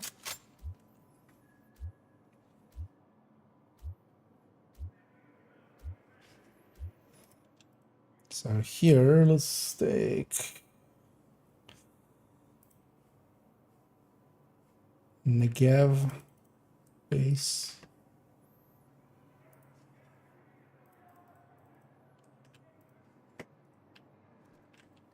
And these are usually a lot easier and faster. Pesty is kind of sometimes annoying with trying to get the numbers for it and stuff, because you kind of have to do the Pesty tick.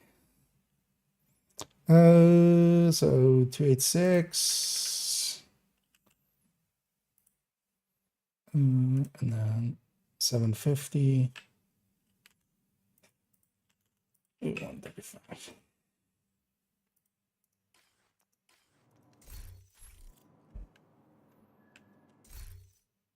Okay.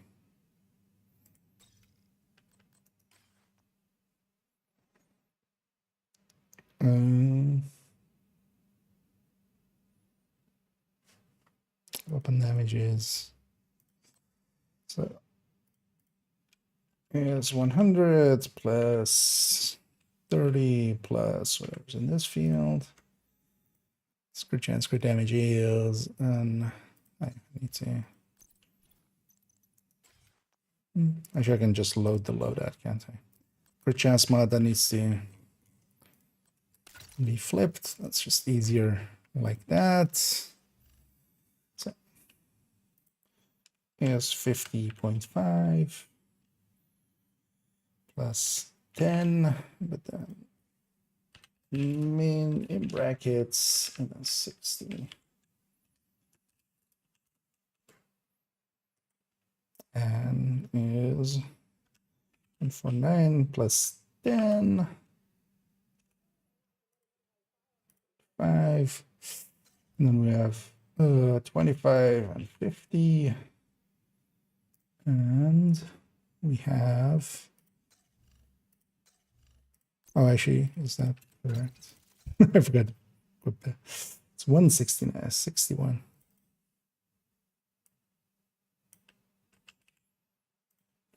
Still.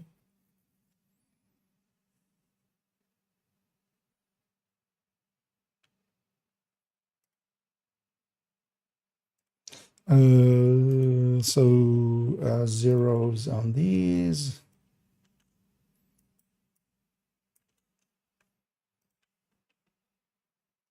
And a 12 there. Yeah. Let's copy this over, and then this is this divided by this.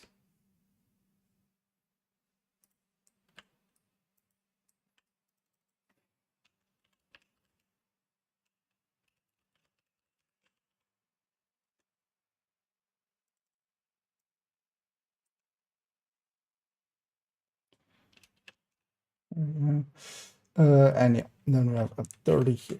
Actually, no, we have a 35 here. There we go.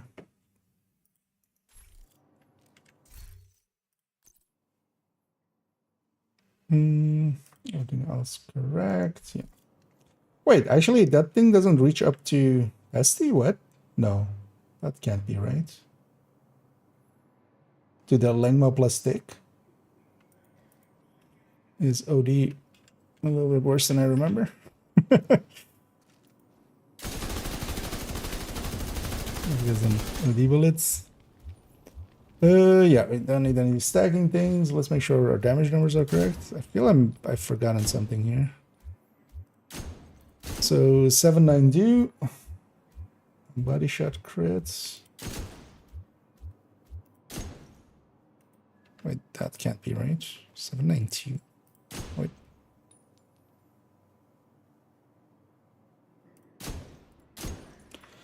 Uh, 290. Wait, something is way off here.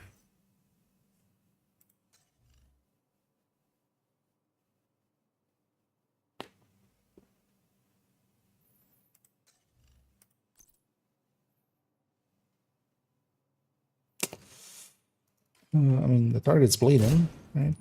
Oh, there we go. Yes, the target wasn't bleeding, maybe. 1069, that checks out. 394, that checks out. 730 on the headshot, non-crits. Gonna hit, hard to hit the head from there. Let's make some push ammo there. 1405, yeah, there we go. Wait, that doesn't reach up to the pesty plus stick? Really? Huh.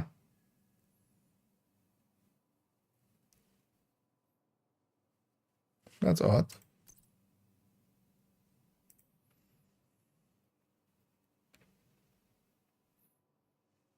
I would have thought it would have. If we drop this to 20-ish, although that doesn't change too much there. Actually, it's in the benefit of the OD there. Does this change anything if we take the headshot out? Yeah, the ODs even, these other two ODs even fall further. because the crit of that is much higher. Yeah.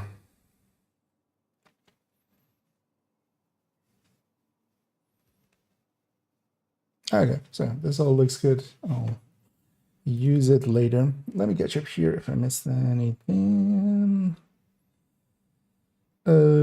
Some beans, but the away just like gotta, you know, it's good to enjoy some things in life, especially if it's something easily doable like that. Yeah, let's put a few minutes into this, and then actually maybe we go play the game for a little bit. Because we've been stuck in spreadsheet and Q&A for most of it. Yeah, let's take this back to this one. And on this one, I just need to, because I will use this one this evening. Let's also turn off damage numbers. There we go. Actually, you know what? Already now, I'm gonna swap accounts because I wanna. Oh no, actually, I'm done with that account, aren't I? Yeah, we got all the things. I was like, I need to still get some cosmetics over there, but no, we don't actually. So I feel refactor here is going to just be green tones.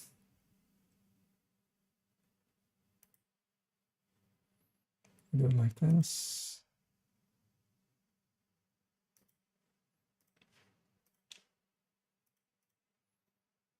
Actually, we can make the turtle drum the same color.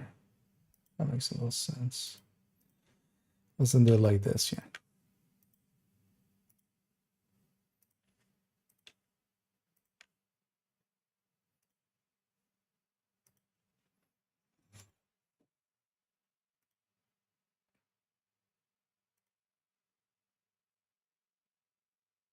And then this can be blue and the glass will be red.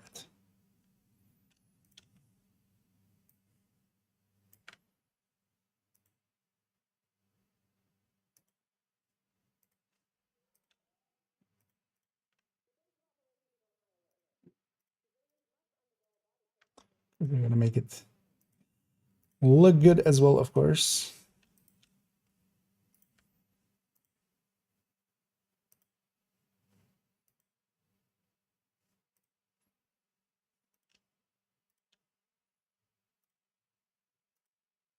Oh. Not that thing white, this thing white. There we go. White text. A little bit easier to read on that.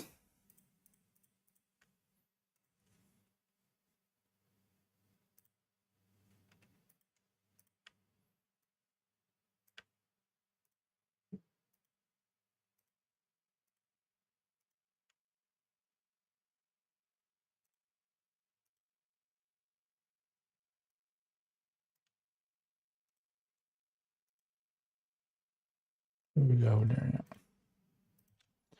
Yeah. Okay. Made the same mistake twice. A mistake so nice, I made it twice. Yeah, there we go with those.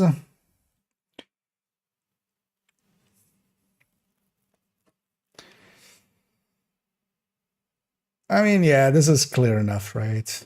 We just need the numbers to compare with, and then the enter are here.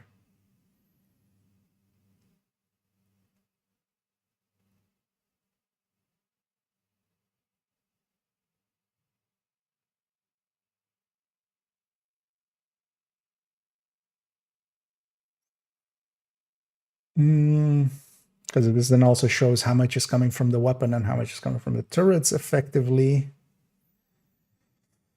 And then, yeah. Same thing here.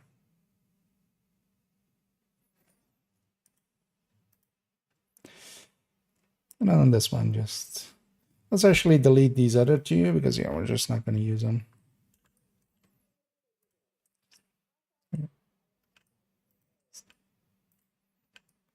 Hide our crimes. There we go. Just be these two. Yeah, so this is all four of these can be kind of red tints. Although what I might just do here, actually we should do it the other way. So darker color and then lighter color for these.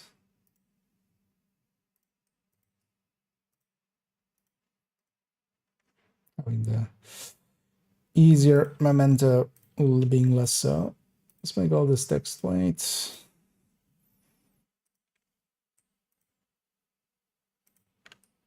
And then the phi's, let's go with green. Oh, maybe let's go with kind of like teal like this.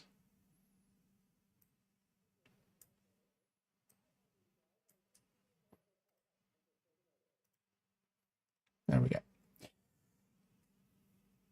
And then, yeah, the rest of these numbers can actually go.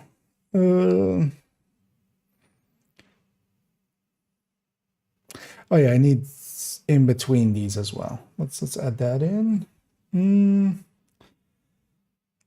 Let me catch up here if I missed anything. So Lexington is making a return. They didn't say that. They said they're looking at bringing it back in some way.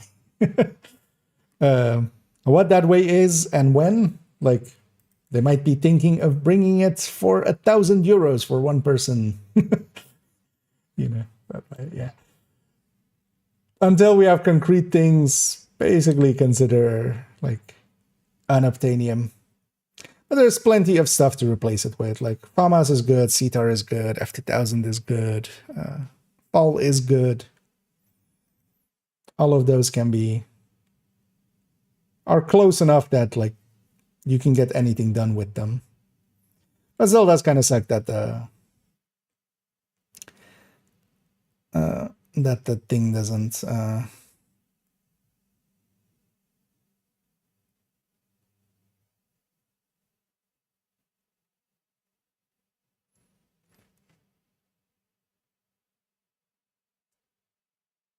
but yeah, it's just basically pretty good. Yeah, so let's make, because I just want here.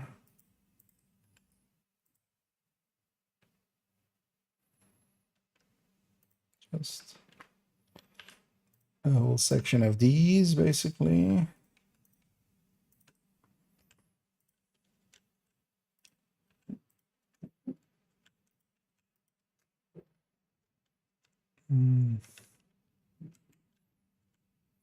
Is this number, this number, and then is this number divided by this number.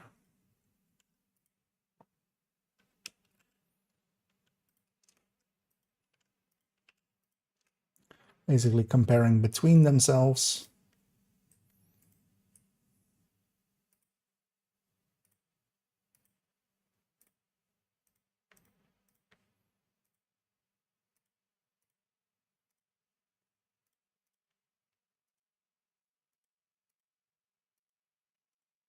There we go.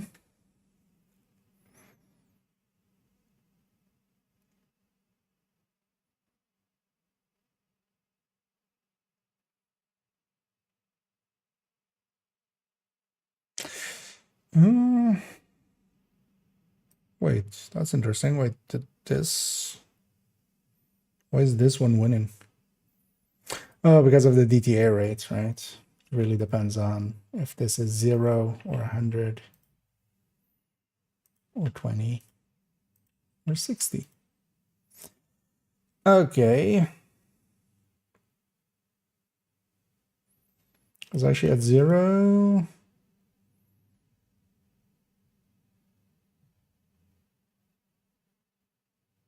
The Lexi wins by a lot on everything. Except, well, no, here even still it's winning by a lot. And then on 100, it's of course shifts the capacitor. And then at 60, it is basically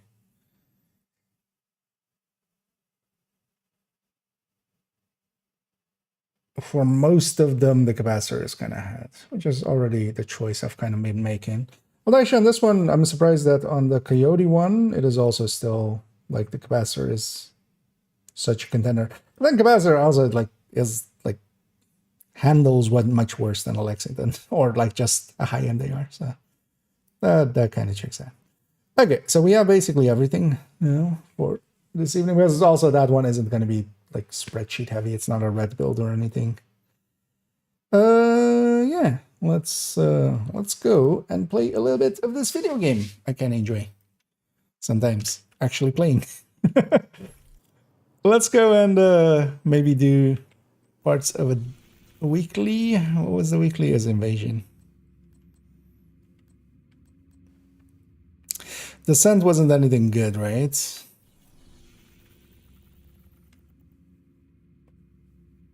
Oh, but Tristan's one's there. And the scent was going to be like glutton. Was it gluttony? Was it simulation program gluttony? active. Okay, so for today and tomorrow still. So Friday we can have a look at it.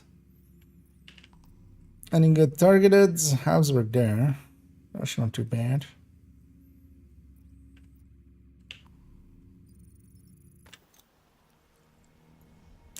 Actually, you know what? Let's go do a few cantons. I kind of wouldn't mind already. Oh, actually, we have reanimated. Because that maybe open world is better. I'm not already getting the Hunter's Fury pieces I need for that Headhunter's Fury with Eminence Armaments coming next season.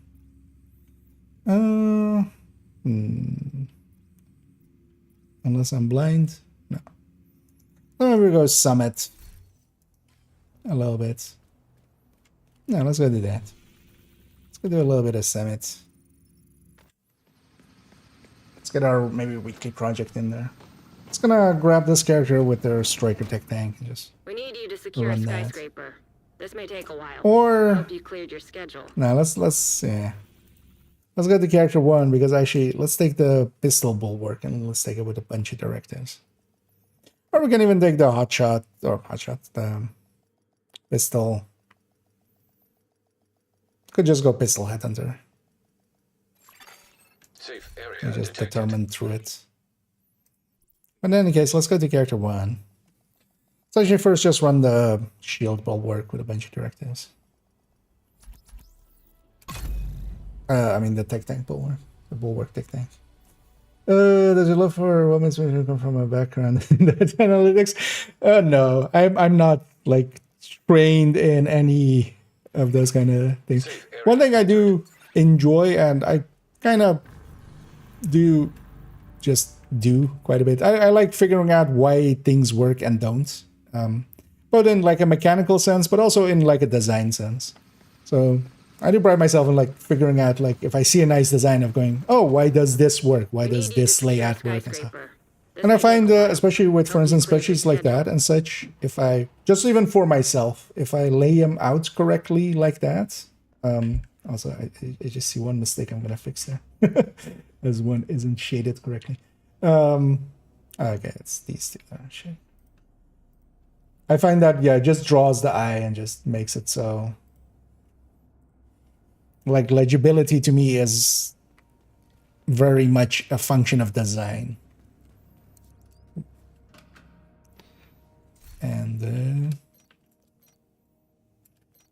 And because of that, I don't mind spending a bit of extra time prettying something up. Yeah, let's say cool skills and ragers. Basically, we take this 7. I don't want to deal with special ammo, especially disrupt rounds. I don't want to deal with scavenge skills. I have a shield, and I don't want to deal with no regen because I want to regen. So we take everything but. And yeah, we're not going to run a pesty build. We're going to run... Because this build actually is kind of made for this, exactly, which is just... Well, not... Actually, do I have reanimated on? I don't. Let's also turn reanimated on. Don't have it on yet on this character. But this setup was kind of made originally as well, just for Summit with a bunch of directives, because I can deal with them and I don't have to run a like a headhunter build. It will just be kind of like running and gunning. I likely could put Determined on that pistol and get away with it. it would still likely be like a one. Each shot would be a headshot. Especially if we put harvest on it. I should try it with the harvest. Because I feel this by itself can still just a one-shot headshot.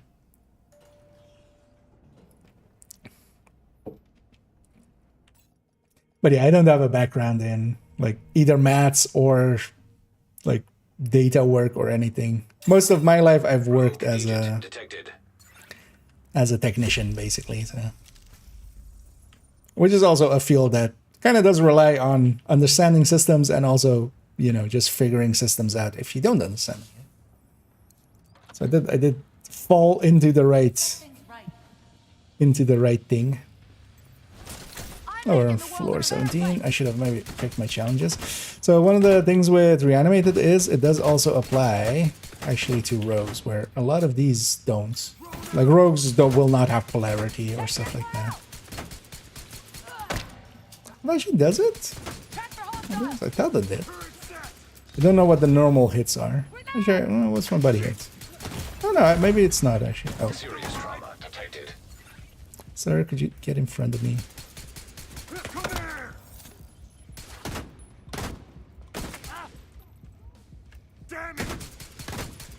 Oh, no, it doesn't apply to them. This would be like 3 million or something.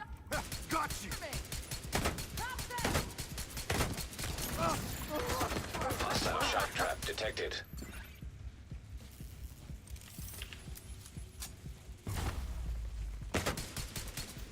This gun just can't keep up with me. Okay, this build as well next season is gonna get a rework with Imminence Armaments. Rogue agent. And yeah, being at the edge of death there, like, that's kind of fine. They could have maybe killed me with a skill, so I was still playing it a little, like, a little fast and loose, but... yeah, let's actually take this one, Directive Deft. And yeah, let's go for Headshot Hanchi. Or did the Global Avengers not turn on? That's also an option. We'll see here. I don't have any med packs yet to even check if I do or don't have my armor bugged. I'll stand back. But I really like this build for just Summit running.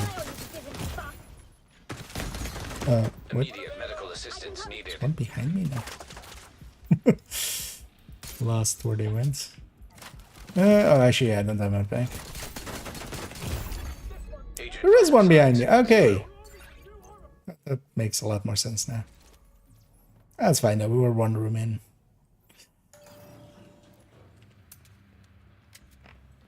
That's what I get for being aggressive and not clearing out my backside. Active terminal detected. Let's do this.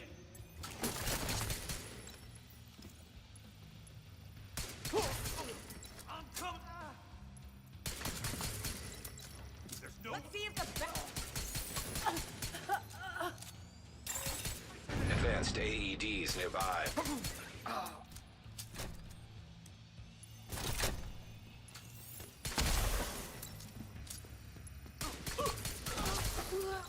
I've already seen if I could get a activity as well from my priority objectives. Terminal infiltrated. But also with this one as well, I shouldn't be too aggressive with it until I have my memento charged up. Then we have some regen going and such. Yeah, let's actually I could try, right? If we abandon this one.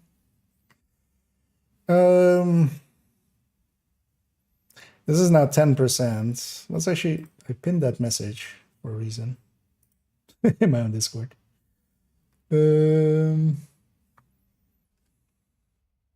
So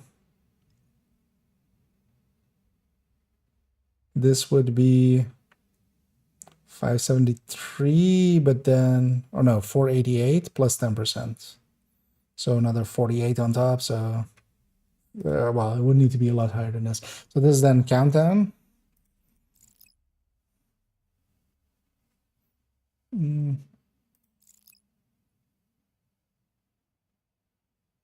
let's just decrypt this one. This is the sent. We'll do that one later in the week anyway. Right. it's unlikely to get a summit anyway, so. There's a character I do my weekly descents on anyway, so. that objective will get in. Also, I'm not grinding for that anymore, really. I've gotten what I wanted from that, which is the apparel. The full set.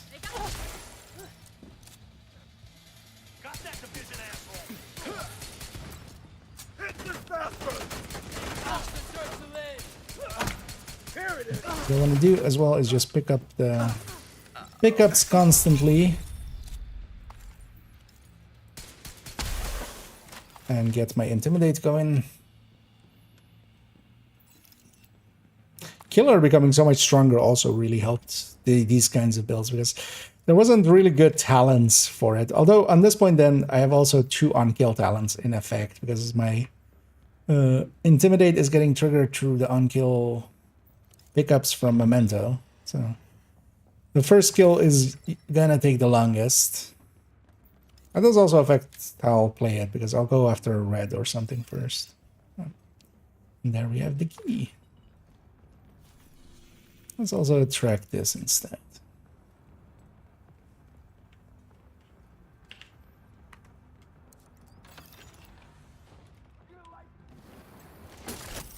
Yes.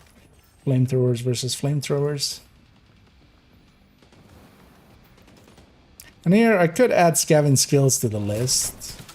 But the downside is, like, I can't do stuff like that. I need to, like, keep my shield out once I have it out, unless I have a pickup at the ready. That guy was out of intimidate range. Quite a lot. And then sometimes they don't respawn even if they could. If they're kind of... The game thinks they will clip through something like there. It just doesn't respawn them. Anyway, we have the key already, I say, and instantly look into a corner if the key's there. But yeah, we don't need to keep looking for it. Oh, targeted. Targeted needs to be Hunter's Fury. Oh, I am blind.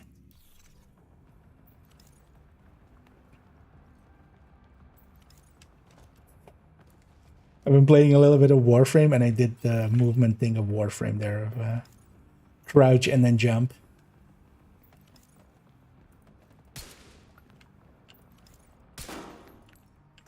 Oh, there isn't a lot. And then... Also, I already saw they're gonna do Twitch drops again with the release of the DLC.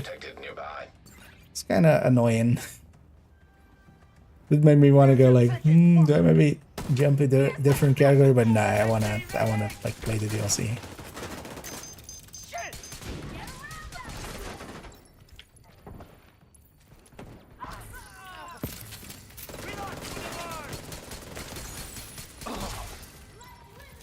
But I was kind of... Actually, I could have Norwegian on here as well, because the healing of the clouds, of course. Like, I'm getting healed plenty by that. That was one of them. I'm gonna like that. That shield can save him.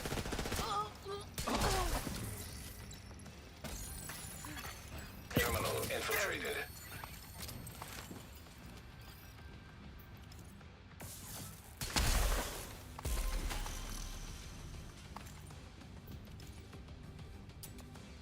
Oh, and the cloud is hitting them through the wall. I'm like, what aggroed them, but that makes sense. I sure wouldn't want to be you. I should maybe actually check what the challenges are and maybe do some of those. But let's finish Summit first. We'll do a quick 15 floors here.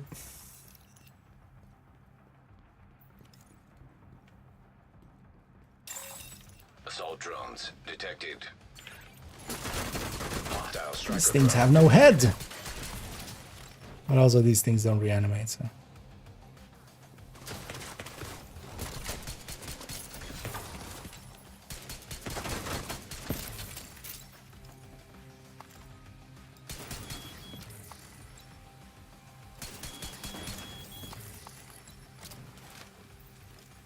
Yeah, luckily we have the key already, we don't have to look every corner.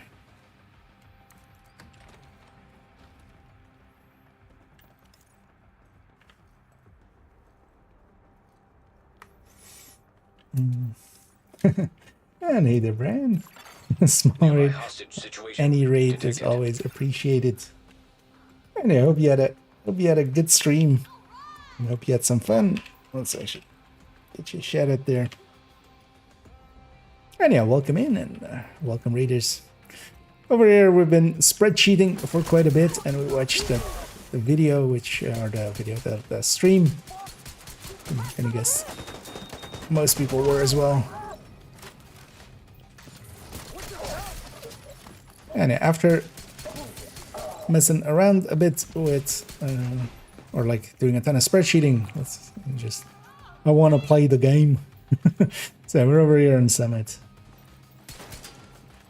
Partially because also, yeah, I needed some Hunter's Fury pieces for next season already. So in here getting some of those. Hostage health is critical. Oh. Hostage health is critical, indeed. Just gonna... Don't get close. Should be far enough away. Just waiting for the cloud to dissipate before I revive them and they die right away. But yeah, at least these hostages, they have a revive mechanic, so... and yeah, those 3 floors with 7 directives.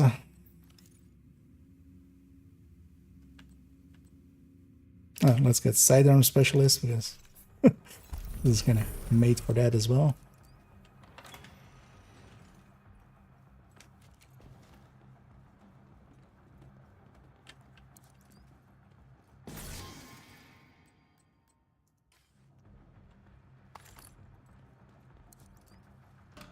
Up we go.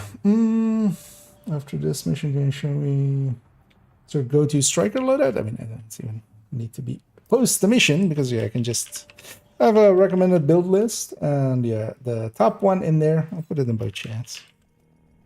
It'll pop up in a second. The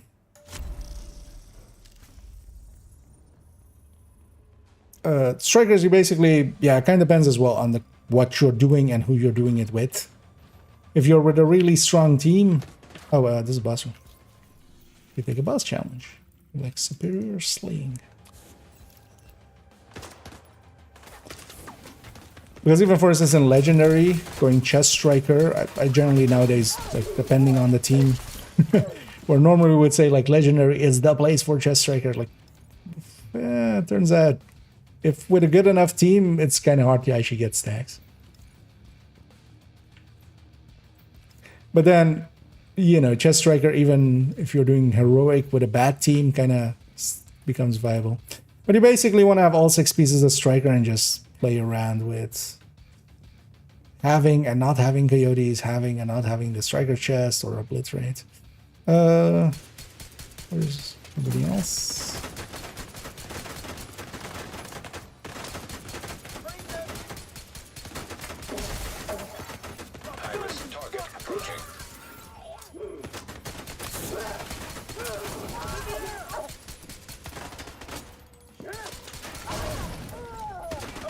Actually, I should trigger my intimidate.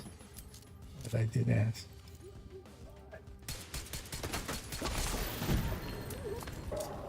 Still hitting for 10 million on a headshot there with this thing.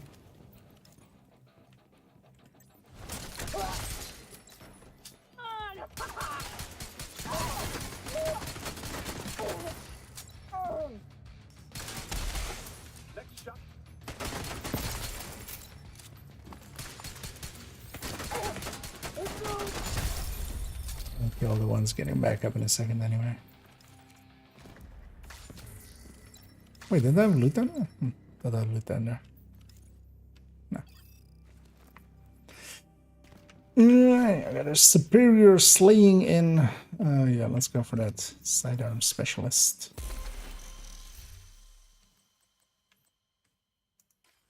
Swap speed famas. The fix animated headshots is super overdue. Yeah, would be nice if the fix stack. At least they made it not destroy our skills anymore, but it's also not like that. I've seen some people like be like it's impossible to do public executions. It's not. Yeah, you have to just scatter everybody beforehand, so you have to kind of play it a little bit differently. But it's still faster with reanimated and like scattering everybody and then kind of playing the minigame of is this enemy close to my allies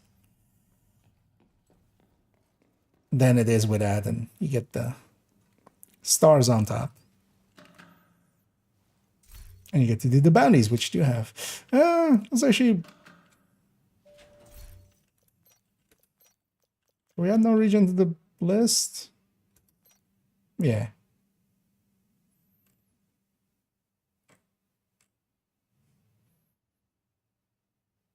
Yeah. No, wait, whatever.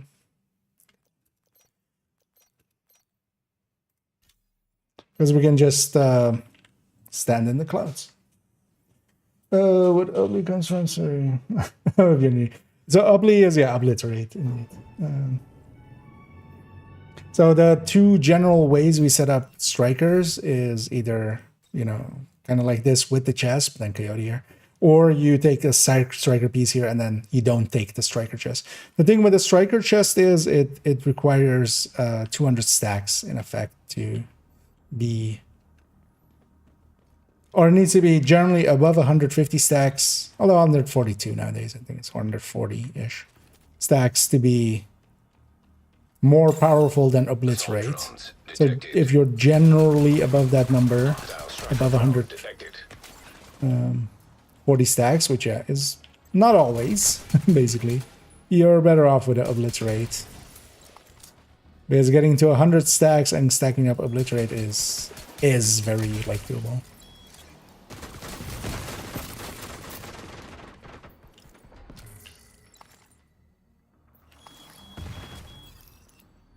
I'll just take that to the face.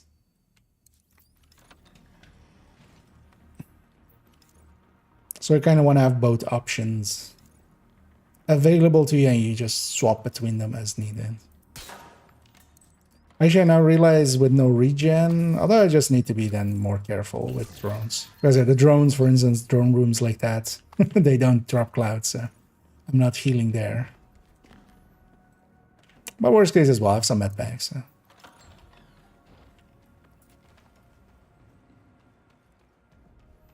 Are we ready to be ambushed? Hostiles incoming. Because if nothing spawned in, it's always kind of funny with Summit. If there's nothing spawned in, it's not like we get empty rooms or anything. Like if the room's empty, it's ambush.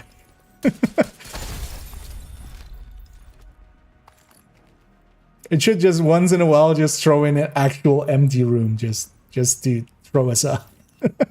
Just actual emptiness. Can use St. Elmo instead of Hamas, right? Yeah. In general, nowadays, especially since it's more the changes towards, because the Elmo also received what could be perceived as a nerf, but in the end it was just basically the same numbers. But nowadays, Killer and Measured being so good as they are, it is a pretty big damage drop to go to the Elmo, but you get, on the other hand, you do get, you know, the shock has some value. It's not a lot of value, but there's some value there. And yeah, of course, it handles much better than 70 rounds. Serious trauma detected. Agent killed. Health gate plus poison.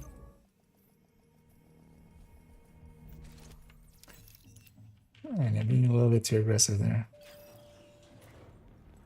Also, I'm kind of playing it as if I still have my regen. You know what? Let's take that no regen off, because actually that hurts me there quite a bit. Unless I'm really like paying attention. So let's return to the lobby. and take off the Norwegian, actually. Let's just take 7. 7 is enough. Although honestly as well, I don't need to have it, like, I'm not really going for the levels, but...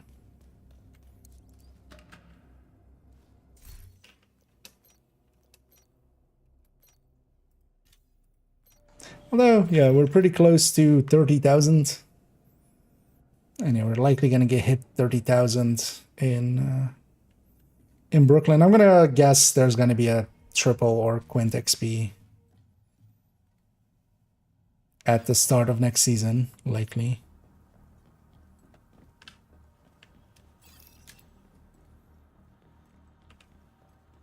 So we'll have it as a memory that 30 happened at Brooklyn.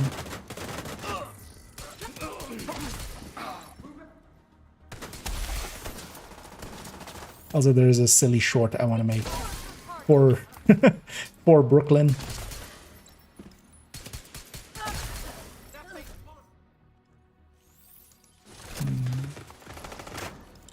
I want the... So, are we keeping it red mostly? I think I'm keeping it mostly red even. So. But I would want pieces with decently rolled weapon damages, preferably. Or headshot second stat, because we could also add in a few... Option to have a few blue cores in it, if I have it that way.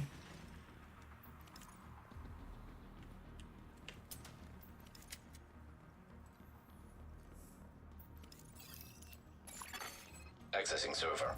Field terminals detected nearby. Because of the setup I'm gonna add next season is gonna be a Hunter's Fury, but then based on the, or Hunter's Fury, but then also with Ninja, and then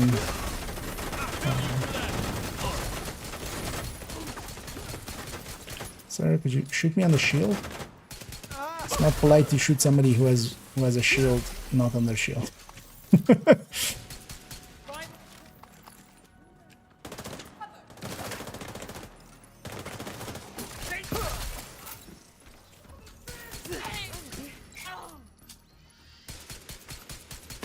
me your hat. Don't. Terminal infiltrated.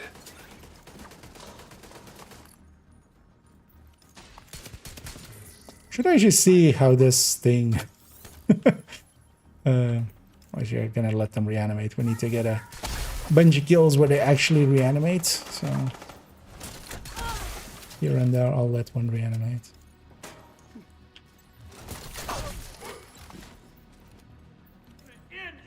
Keep it together. Let's get.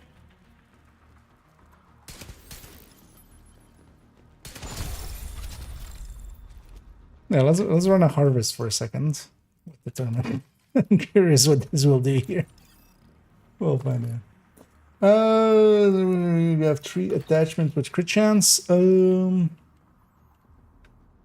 all of those, yeah, I think. So it says underneath it nowadays. It says that crit chance, like 3x crit chance. Or like 3 times CHC, or like, and then 0 CHD and stuff. That's that. So you can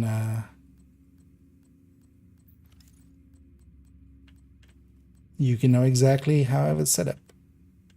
But I think with all of those, it's all crit chances, all the way down. Let's get the headshot kills from this end. Anyway, some pistol there, or a pistol, or the key there.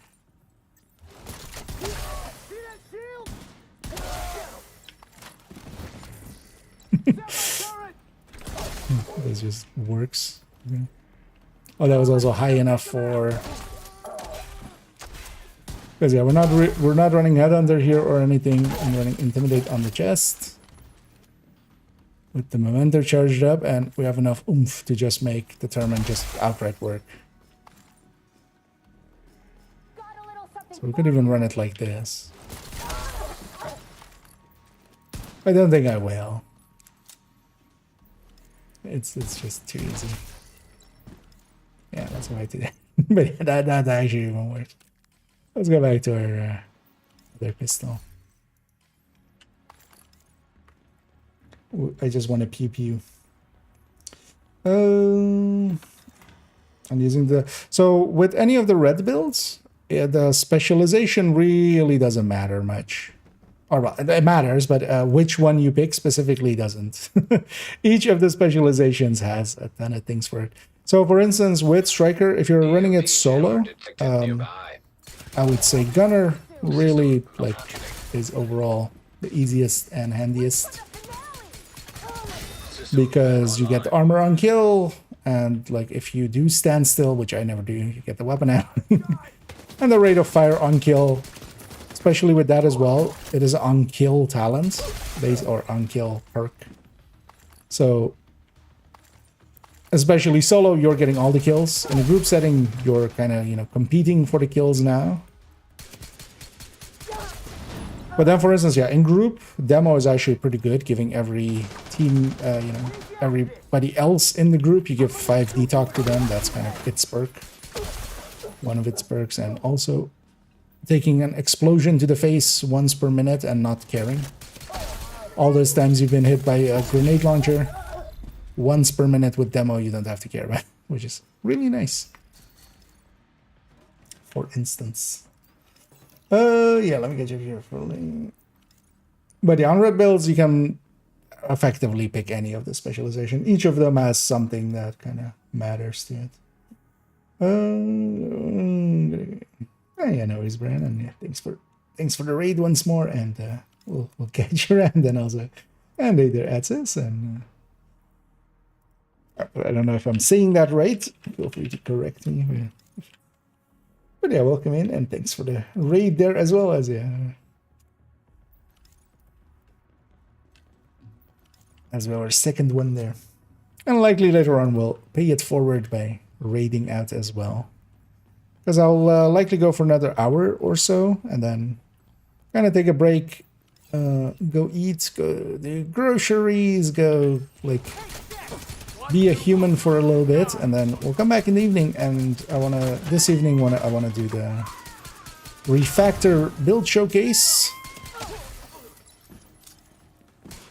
And that thing has become really bloated, which is maybe gonna take I'm kind of considering already maybe letting it overflow into tomorrow afternoon, maybe doing a tomorrow afternoon stream and finishing parts of it there.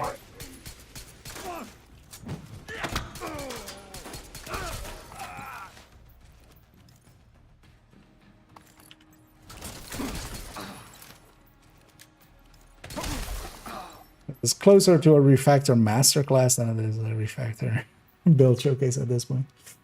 Right. I'm glad to hear. And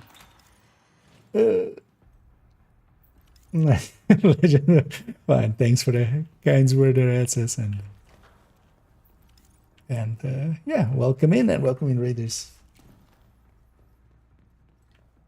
We've been messing with some spreadsheets and watching that stream for a bit, so here now I'm out here just running around getting in the summit. In this build I kind of like, but I keep like not doing summits. I haven't done the summit. Oh no, actually that's not true. Last week we did with actually several summit weeklies in the end. But that was just because of the priority objectives as well, because I did pick summit whenever it came up. I've been meaning to run this thing again in here. I kind of like this thing.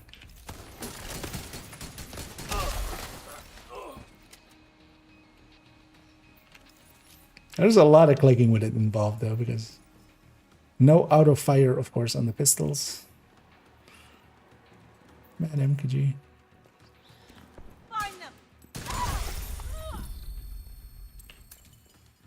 Although you're, of course, getting carried by reanimated, basically. There, yeah, we got this pistol thing done as well. So basically those, armor, draw, and directive dash. Let's get directive dash in because that one's pretty easy.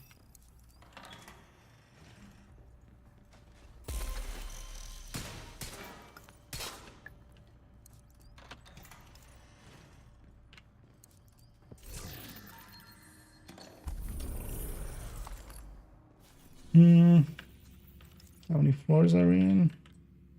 Oh, we should go. I totally forgot. We have 7 at it. Okay. Danny and Cassie. It's Wednesday.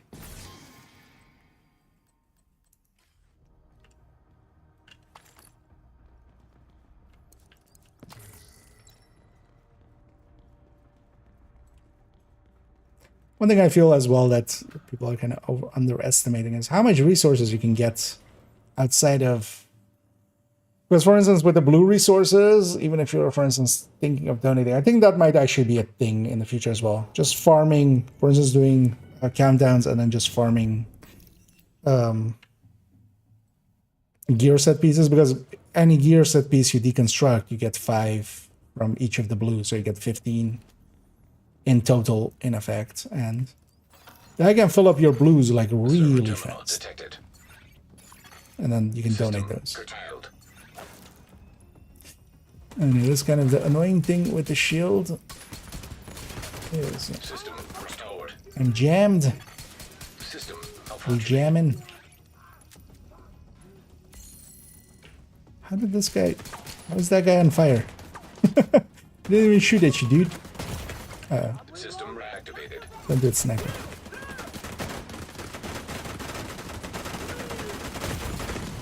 Immediate medical assistance needed. Oh, I should Faraday myself. System curtailed.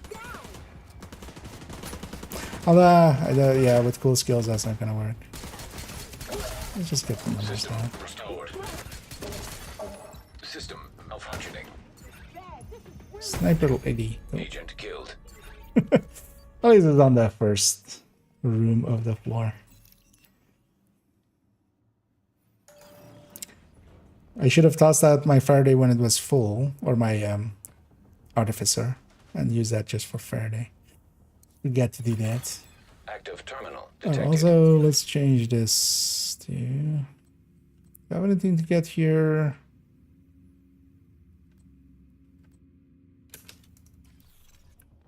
We can pop some. And same thing, but without a jammer, much easier.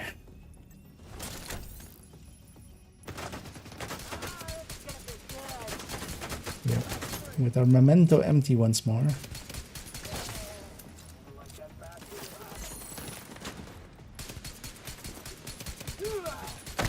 Yeah, I'm shooting the one in the back. Get away for a sec. Did both of you F off? No, thank you.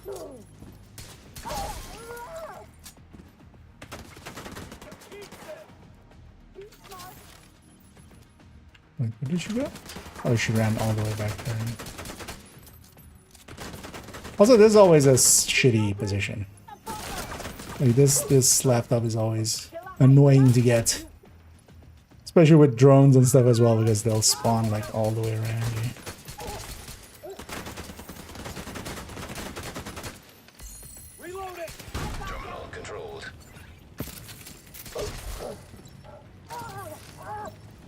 Actually gonna let a few of these respawn.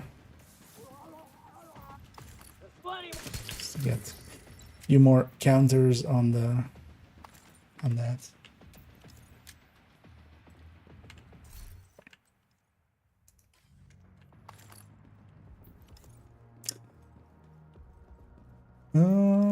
Also, what pieces do I need it? Because yeah, not the chest, of course, not the backpack.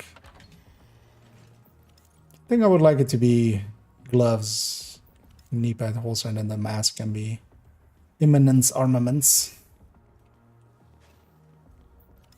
That name as well. How can we make even more annoying names to say? The amount of people that get refactor wrong already. Or well, go refractor instead of refactor. Although, I mean, people still get memento wrong. Like the amount of times memento still pops up.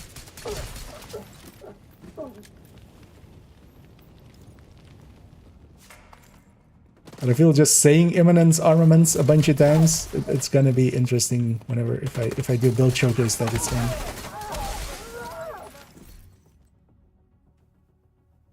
14.9 is close enough. That skill duration can go. You'll suffer for that.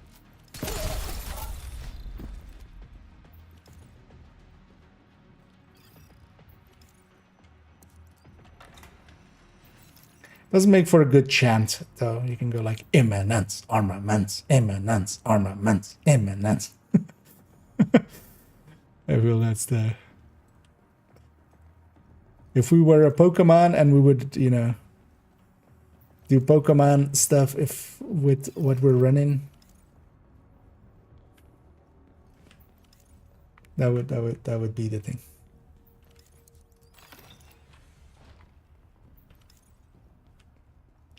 Oh no, I am about to be... Oh no, actually no. They're just in the back. So can I hit you in the face, please? One thing I shouldn't do, because this thing actually doesn't have as much weapon handling and stuff. I should just stand still and then shoot. That's kind of the thing I'm messing up. Just stand still. Let the weapon become accurate, and then...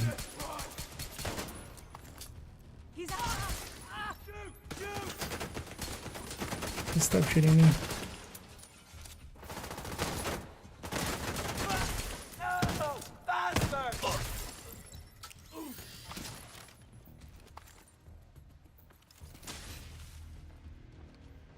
Just a quick key check.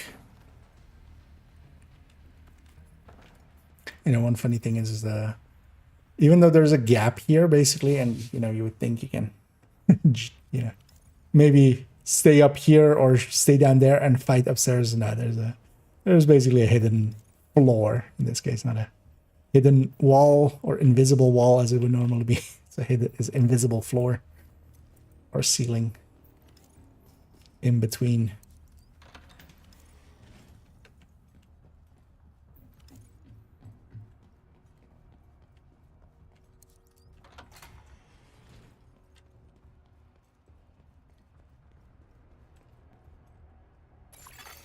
Hostile drone detected.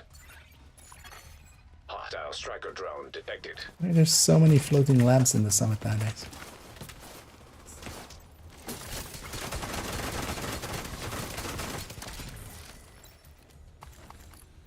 Alright. There is the key. Can you point to the key? Can you see the key? Where is it? Yay.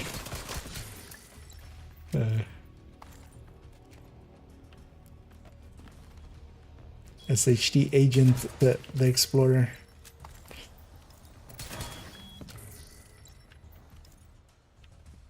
Any more of you?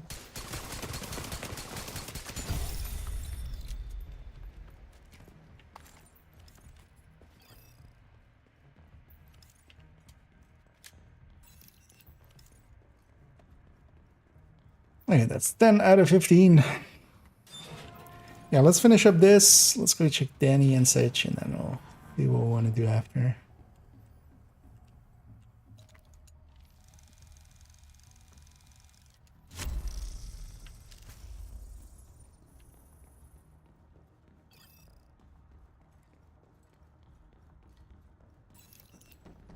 And I'm not gonna matchmake or anything here because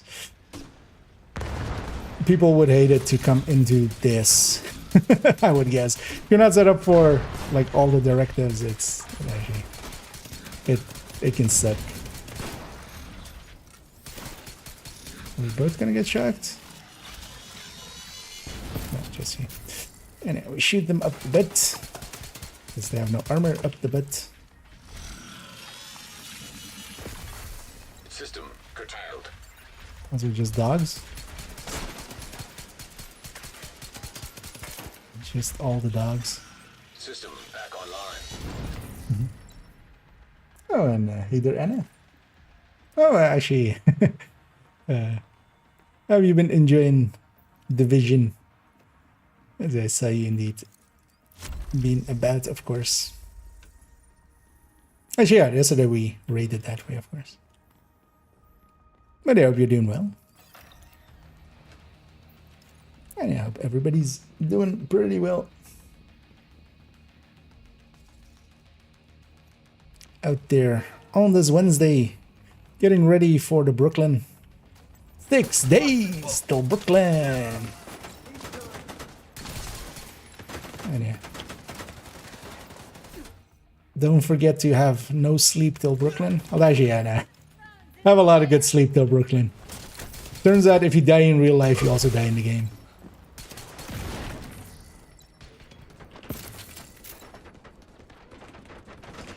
Yeah, let's go deal with this thing.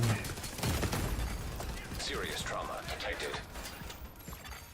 High risk target detected. Oh, your owner is still alive. Where's your owner?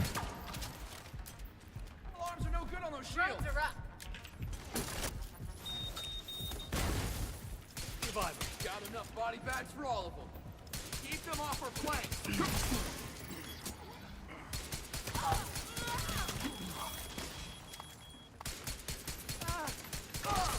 Coming in. You know, when a mini tank is still moving around, that means its owner is still alive. I thought I already murdered that one, but I didn't.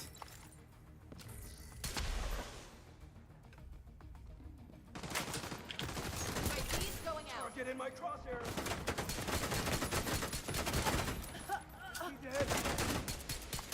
Also, I need to be closer actually to just trigger my my talents.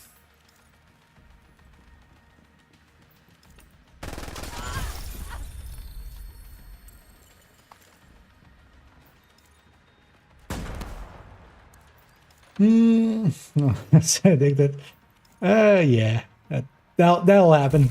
It is indeed pretty good addictive game. Doing fab, nice.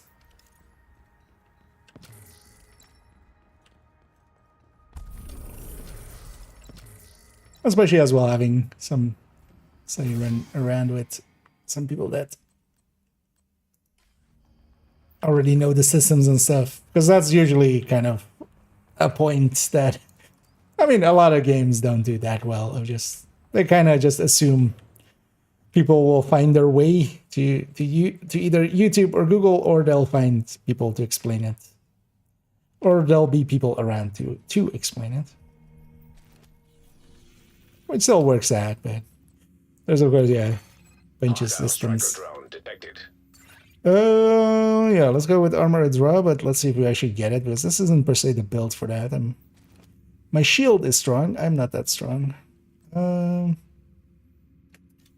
yeah, let's leave that one when we're doing it with like a Heartbreaker tech tank or something that never shield breaks or armor breaks anyway. So let's just go for the 6 floors. Hostage situation. With 4 directives at least. And we're a little bit over that. And yeah, this poor hostage being taken hostage by some drones.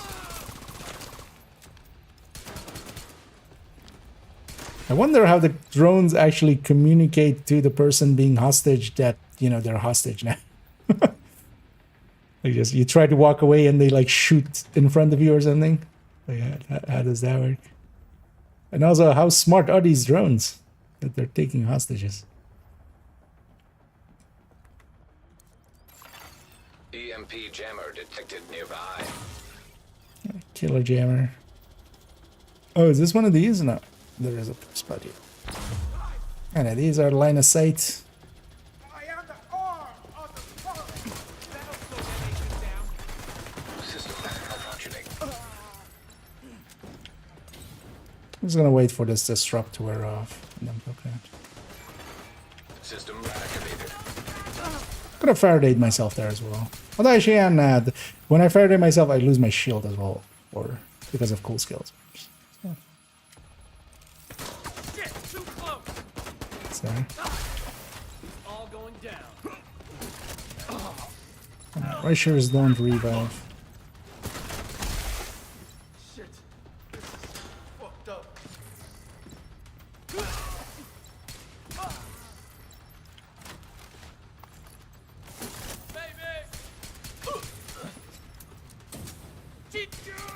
Okay. decided to set himself on fire. A nice one. Where's your head?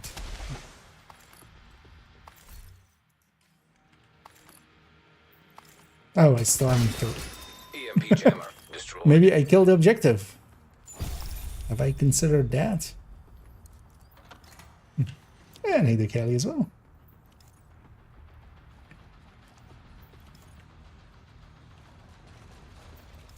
No. Order. At least in here he does scale. Curious to see what the next event will be for the Hoarder. Because they've been adding a ton of them to the calendar, basically. Because it used to just be Christmas, of course. And then kind of last year, they added in like August was like a summer event. Striker drone detected. And, or like end of June. Well, when was it? Although actually I think it was in August, right? It was like past summer. EMP Which was jammer kind of weird. detected nearby. System back online. And then they had Halloween, and then Christmas, and then Valentine. Was it Valentine and then April Fools plus like the April event, Easter event? Yeah, so they can still need to kind of add something maybe June-ish. And we have like every few weeks, like a month and a bit each time, just and then there's an event with them.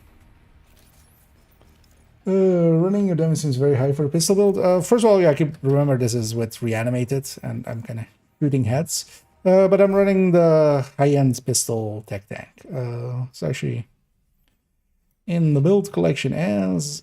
let me kill these guys. Or accidentally die while I'm... this would be... Oh, I'll put it in the chat. 1.13. Put it over there as well. But yeah, that's the build picture of it. So. But this thing I kind of like for in here. You can, of course, run Headhunter builds and such for having a bunch of directives here in Summit. But I actually like it. I like having a shooty build, basically.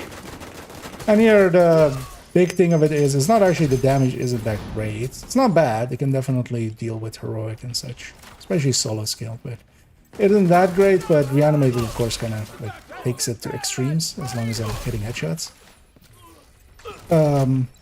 But the shield is a 6-tier bulwark. Like that is pretty hefty. Getting healed by a 2-tier artificer, or actually no, 3-tier. So.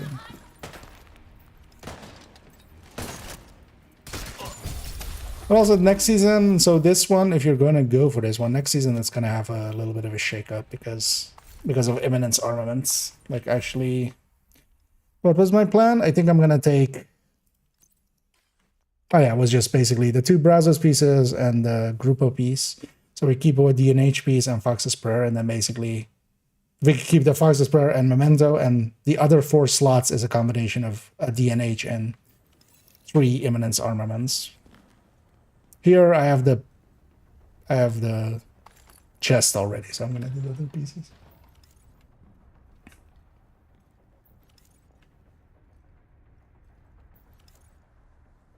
When is that here?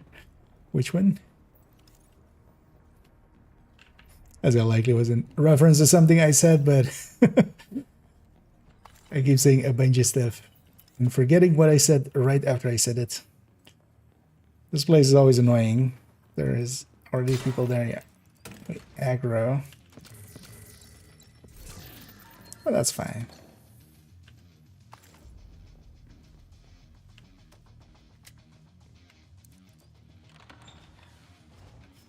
Another dead asshole.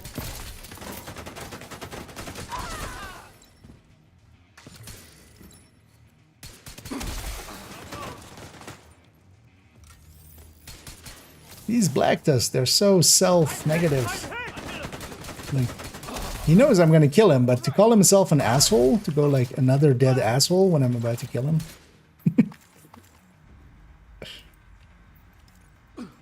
Where's your head there? I know, you can't just kill them on the ground, which is, I feel like, that is easily missed. But yeah, when they're on the ground like this, you can just make sure they don't get up with a... Like there on the mini tank, that's what kind of this build normally hits for. Which is always, you know, not too bad, but...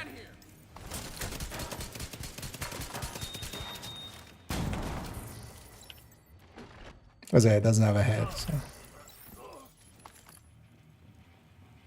Especially when Killer is up and Intimidate is up. That's okay.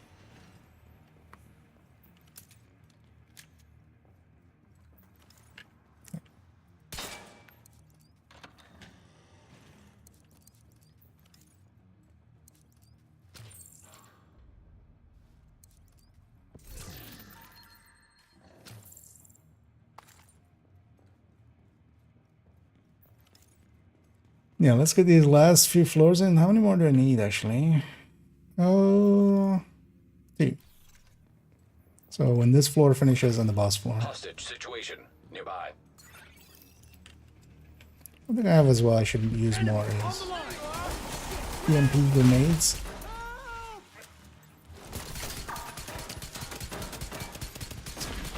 Go for the legs. Wait, you're still alive? Oh.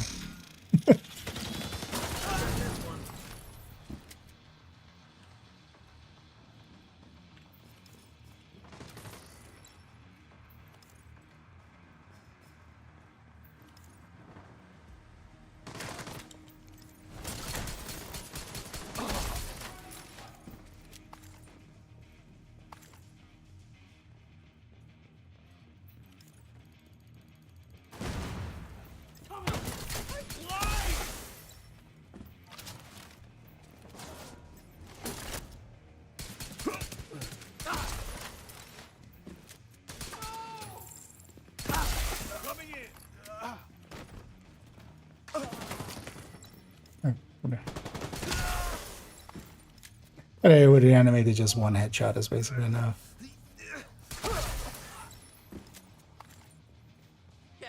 Although you could do it so much easier with just a determined pistol for reanimate.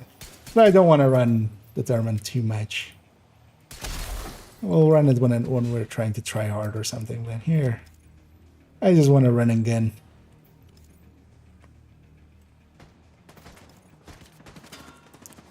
Where are you shooting? Oh, yeah. What the fuck?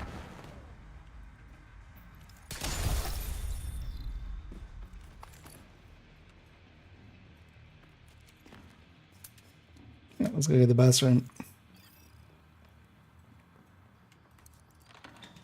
This is in gear will help its skill by turn to heroic group contents. It's just gonna add a little bit more damage to it. Yeah, basically, if you missed it there, the other pieces are going to get exchanged for Eminence armaments to get the 3-piece. So it's going to be a DNH, and then like the mask, the glove, and the holster in this case are going to be swapped for Eminence armors and gains a little bit of damage.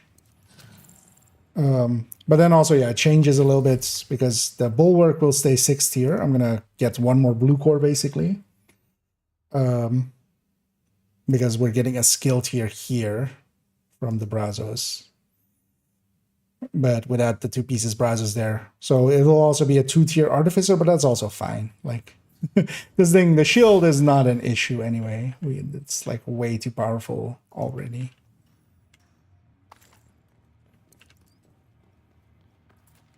Way more powerful than you need. And scales already pretty well for Heroic. Like, I'm comfortable doing anything on Heroic with this. I just wouldn't choose to do so on a lot of places. It's especially nice here for Summit for getting a ton of directives in. Because here we can run like 7 directives pretty easily. Like none of them really get in our way.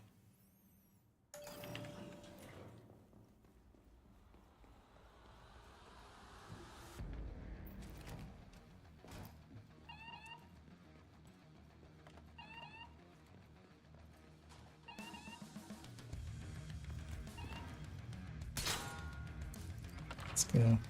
This crate.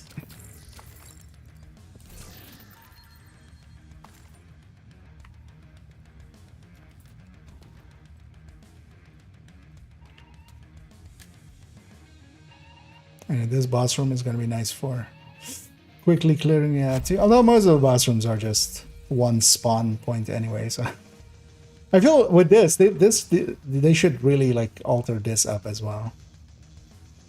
That it's on most boss, because they did the thing with floor 100 that used to also be just like all the way spawn from one spot.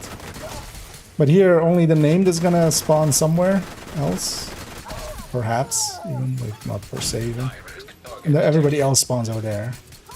So I can easily spawn gap them.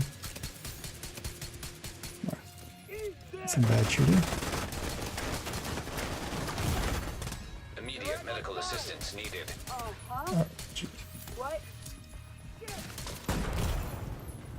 I'm making a mess of it. Agent vital signs 0. Let's just respawn and go again. There, I missed basically every shot there. Ew. Okay. Yeah, let's maybe do that.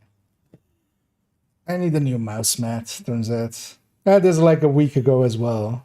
Oh, it's like this spot. Okay. That makes kind of sense.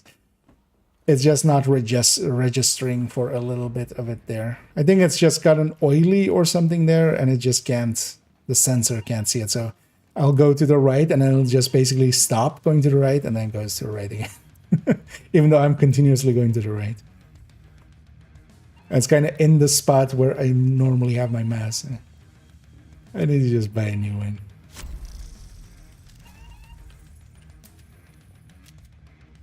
Because I ran into that a little bit like a few weeks ago, and then I kind of just scrubbed the thing a little bit. And that helped for a little bit, apparently.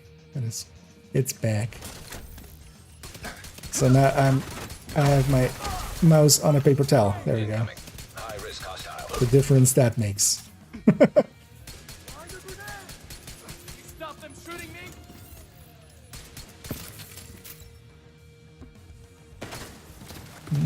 No special ammo. No special. Where's the box?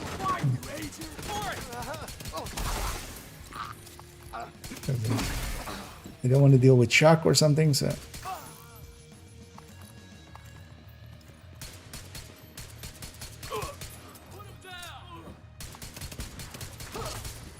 Well, I should just remove the mouse pad. My table will work for a few days.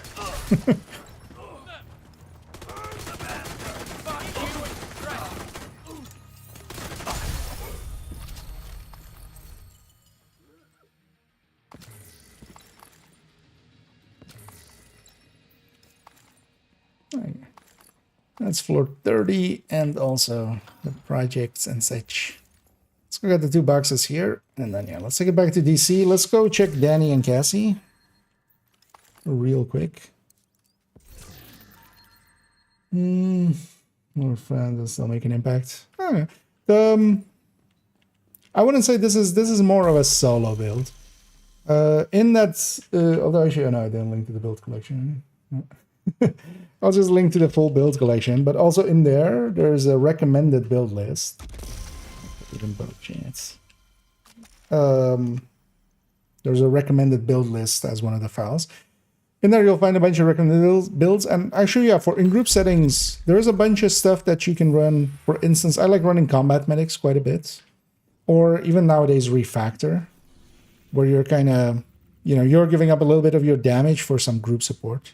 But you can also run things like OD, for instance, ongoing directive, as a build that kind of works for that. It buffs allies, and then also the team can run pistolero or reduced ammo, because the OD will generate the ammo, so you get to run an extra directive, basically. Entering safe area. So there's stuff like that. This wouldn't per se, and the reason for it is just the tanking mechanics are not there in Division. This doesn't. Thanks for making the deal. This doesn't do consistently enough damage to, like, if some striker is shooting at the enemy, like the enemy is gonna turn and shoot at the striker instead of keeping its focus on you. Very nice one. Okay. Yeah, then similarly as well, for instance, you can, just to shake it up, you can have stuff like Red FI, which is, for instance, in that list, which is just a future initiative, but then with red cores, so you still keep a little bit of damage. Kind of same idea, and then you apply a group buff, and you have a little bit of healing. Not a lot, but a little bit.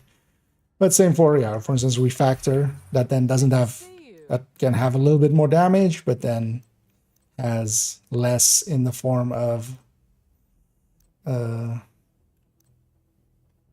buffs for the allies, but then heals them more consistently. So. I appreciate the trade.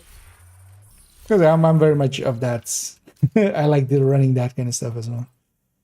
And as well, yeah, for instance, yeah, combat medics. But combat medics are especially something that I feel work at best in seasons where there's no regen. All of those healer ones, actually. When there's no regen, there's a reason to kind of run them. Or if you're in the summit and you have no regen on, there's a reason to run them as well. Then, you know, they're there to just give at least in-between fights healing, if nothing else. Yeah, let's go check Cassie and Danny. We've been in the summit for a while, so the snitch is not going to be on cooldown. Let's go quickly spawn him in. Because yeah, whenever you jump to a split, some of his spots, there's a chance that he basically spawns. It's not that he is somewhere, he has just basically a chance of spawning. And yeah, he has an hour cooldown, so it's best done right after logging in, or if you've been away, for instance, now in the summit for a while. You know. I can tell you where this. I don't think that's any bad actually for this zone. Danny's over there, Cassie's over there. Let's go check Cassie first. And then we'll go get our caches from Danny.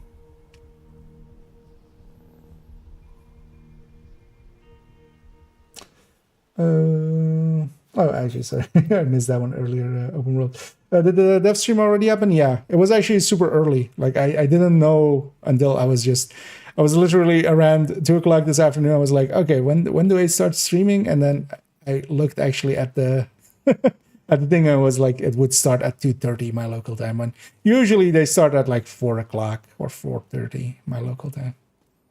So, but also, yeah, it didn't.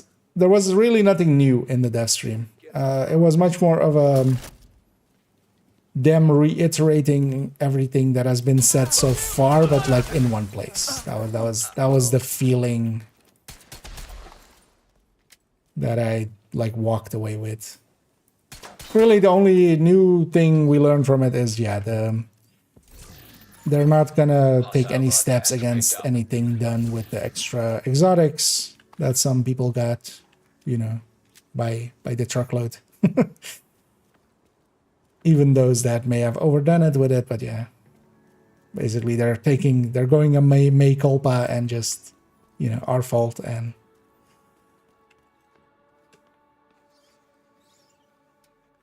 that's just that.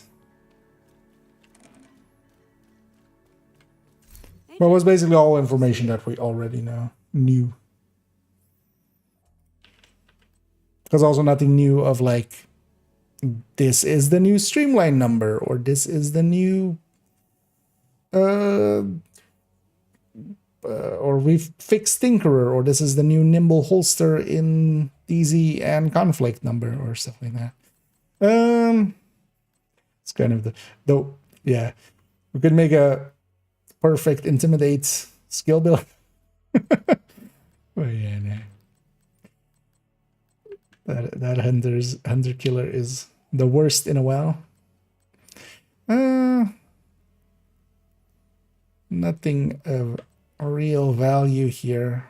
Not to be expected either, but we do come and check. And yeah, let's go see what Danny has for us.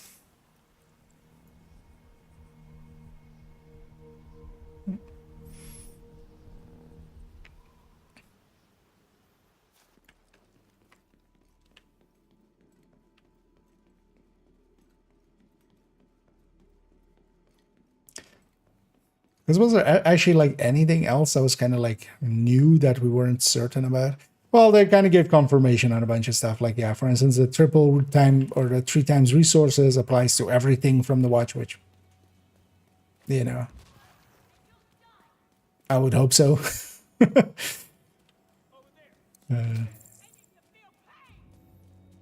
must have been watching over us. And they kind of talked about, yeah, stretch goals being a every season thing from now on, which they already kind of said, but they really try to hammer home that they're gonna, like, the contents might be different next time, which hint hint.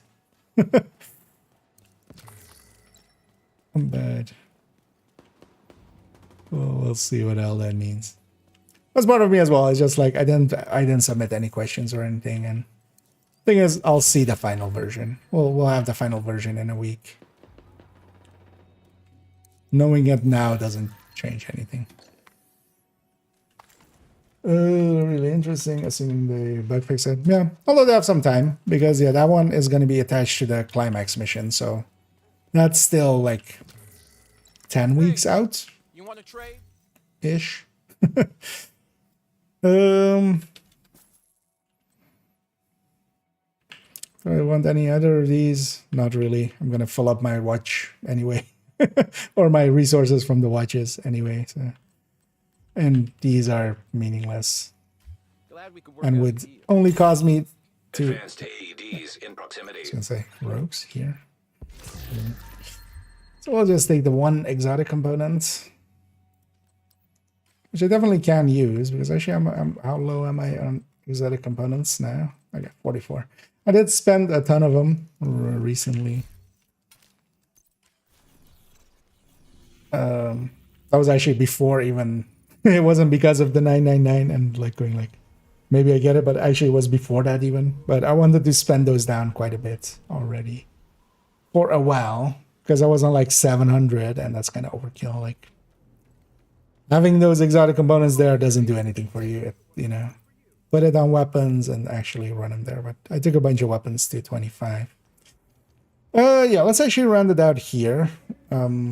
Giving myself a little bit of a break as I'll go and go eat, rest for a bit. I'll likely take a nap even. And then maybe even I might even start a little bit earlier with this evening stream where we'll go and look at refactor, which, for instance, the spreadsheet is made for. Actually, one thing, wait, I didn't even check that. So normal refactor, right? Is that more damage combined than a redify? Yeah, by quite a bit. Although, of course, yeah, you're not giving the group, of course. But yeah. So we'll do a refactor build showcase this evening, and go through the 3 different variants I have in the build collection. Actually, technically 4 even. So that might be like a lot of. This might be a 2-hour build showcase in the end. I'm still considering, do I cut maybe one of them at least or something? We'll see. We'll see what we do. I'll think on the fly on it. But yeah, on the Twitch end, of course, we're going to go raiding and pay it forward, as well as we got raided a bunch today. Let's see who is available for us to raid.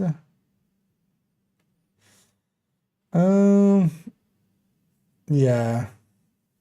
Let's go with GC, because Toasty's up, but I think he might be finishing. He usually finishes around the same time, like if I'm on the afternoons. I think GC is going to go for a while.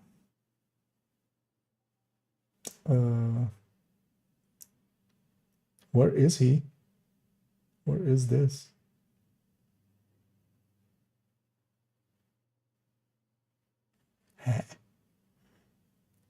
It's rare for me to look at a place and not like instantly be able to tell you where it is.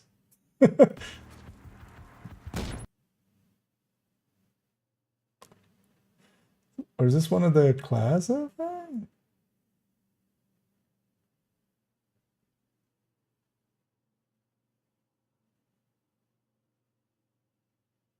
Oh, Jesus Christ. It's a small screen, but yeah, that's Div 1, isn't it? Actually. So yeah, he's in Div 1. That's why I didn't recognize it. Oh, actually, that's the Calcasi thing in Div 1. Oh, and either tasty. I was just about to maybe consider rating you, but because yeah, I'm ending off here as well. But yeah, thanks for the raid. But we're gonna take that ship and we're gonna turn it around and who do we go for? Because yeah, let's see who's in the category actually. Further than the people that I'm following, because most of the people are kind of. Although we still go with GC, even if he is in Div 1. Because I enjoys me some Div 1 from time to time as well. Yeah,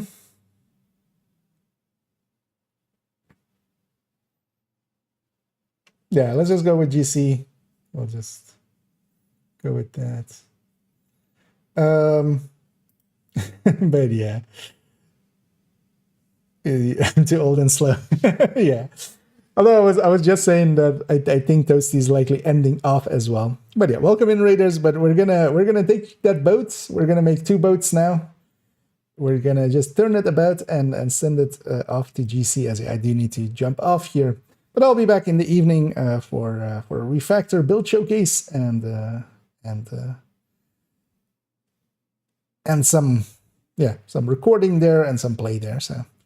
Maybe join me for that, but for now, let's go raid GC. Yeah. Yeah.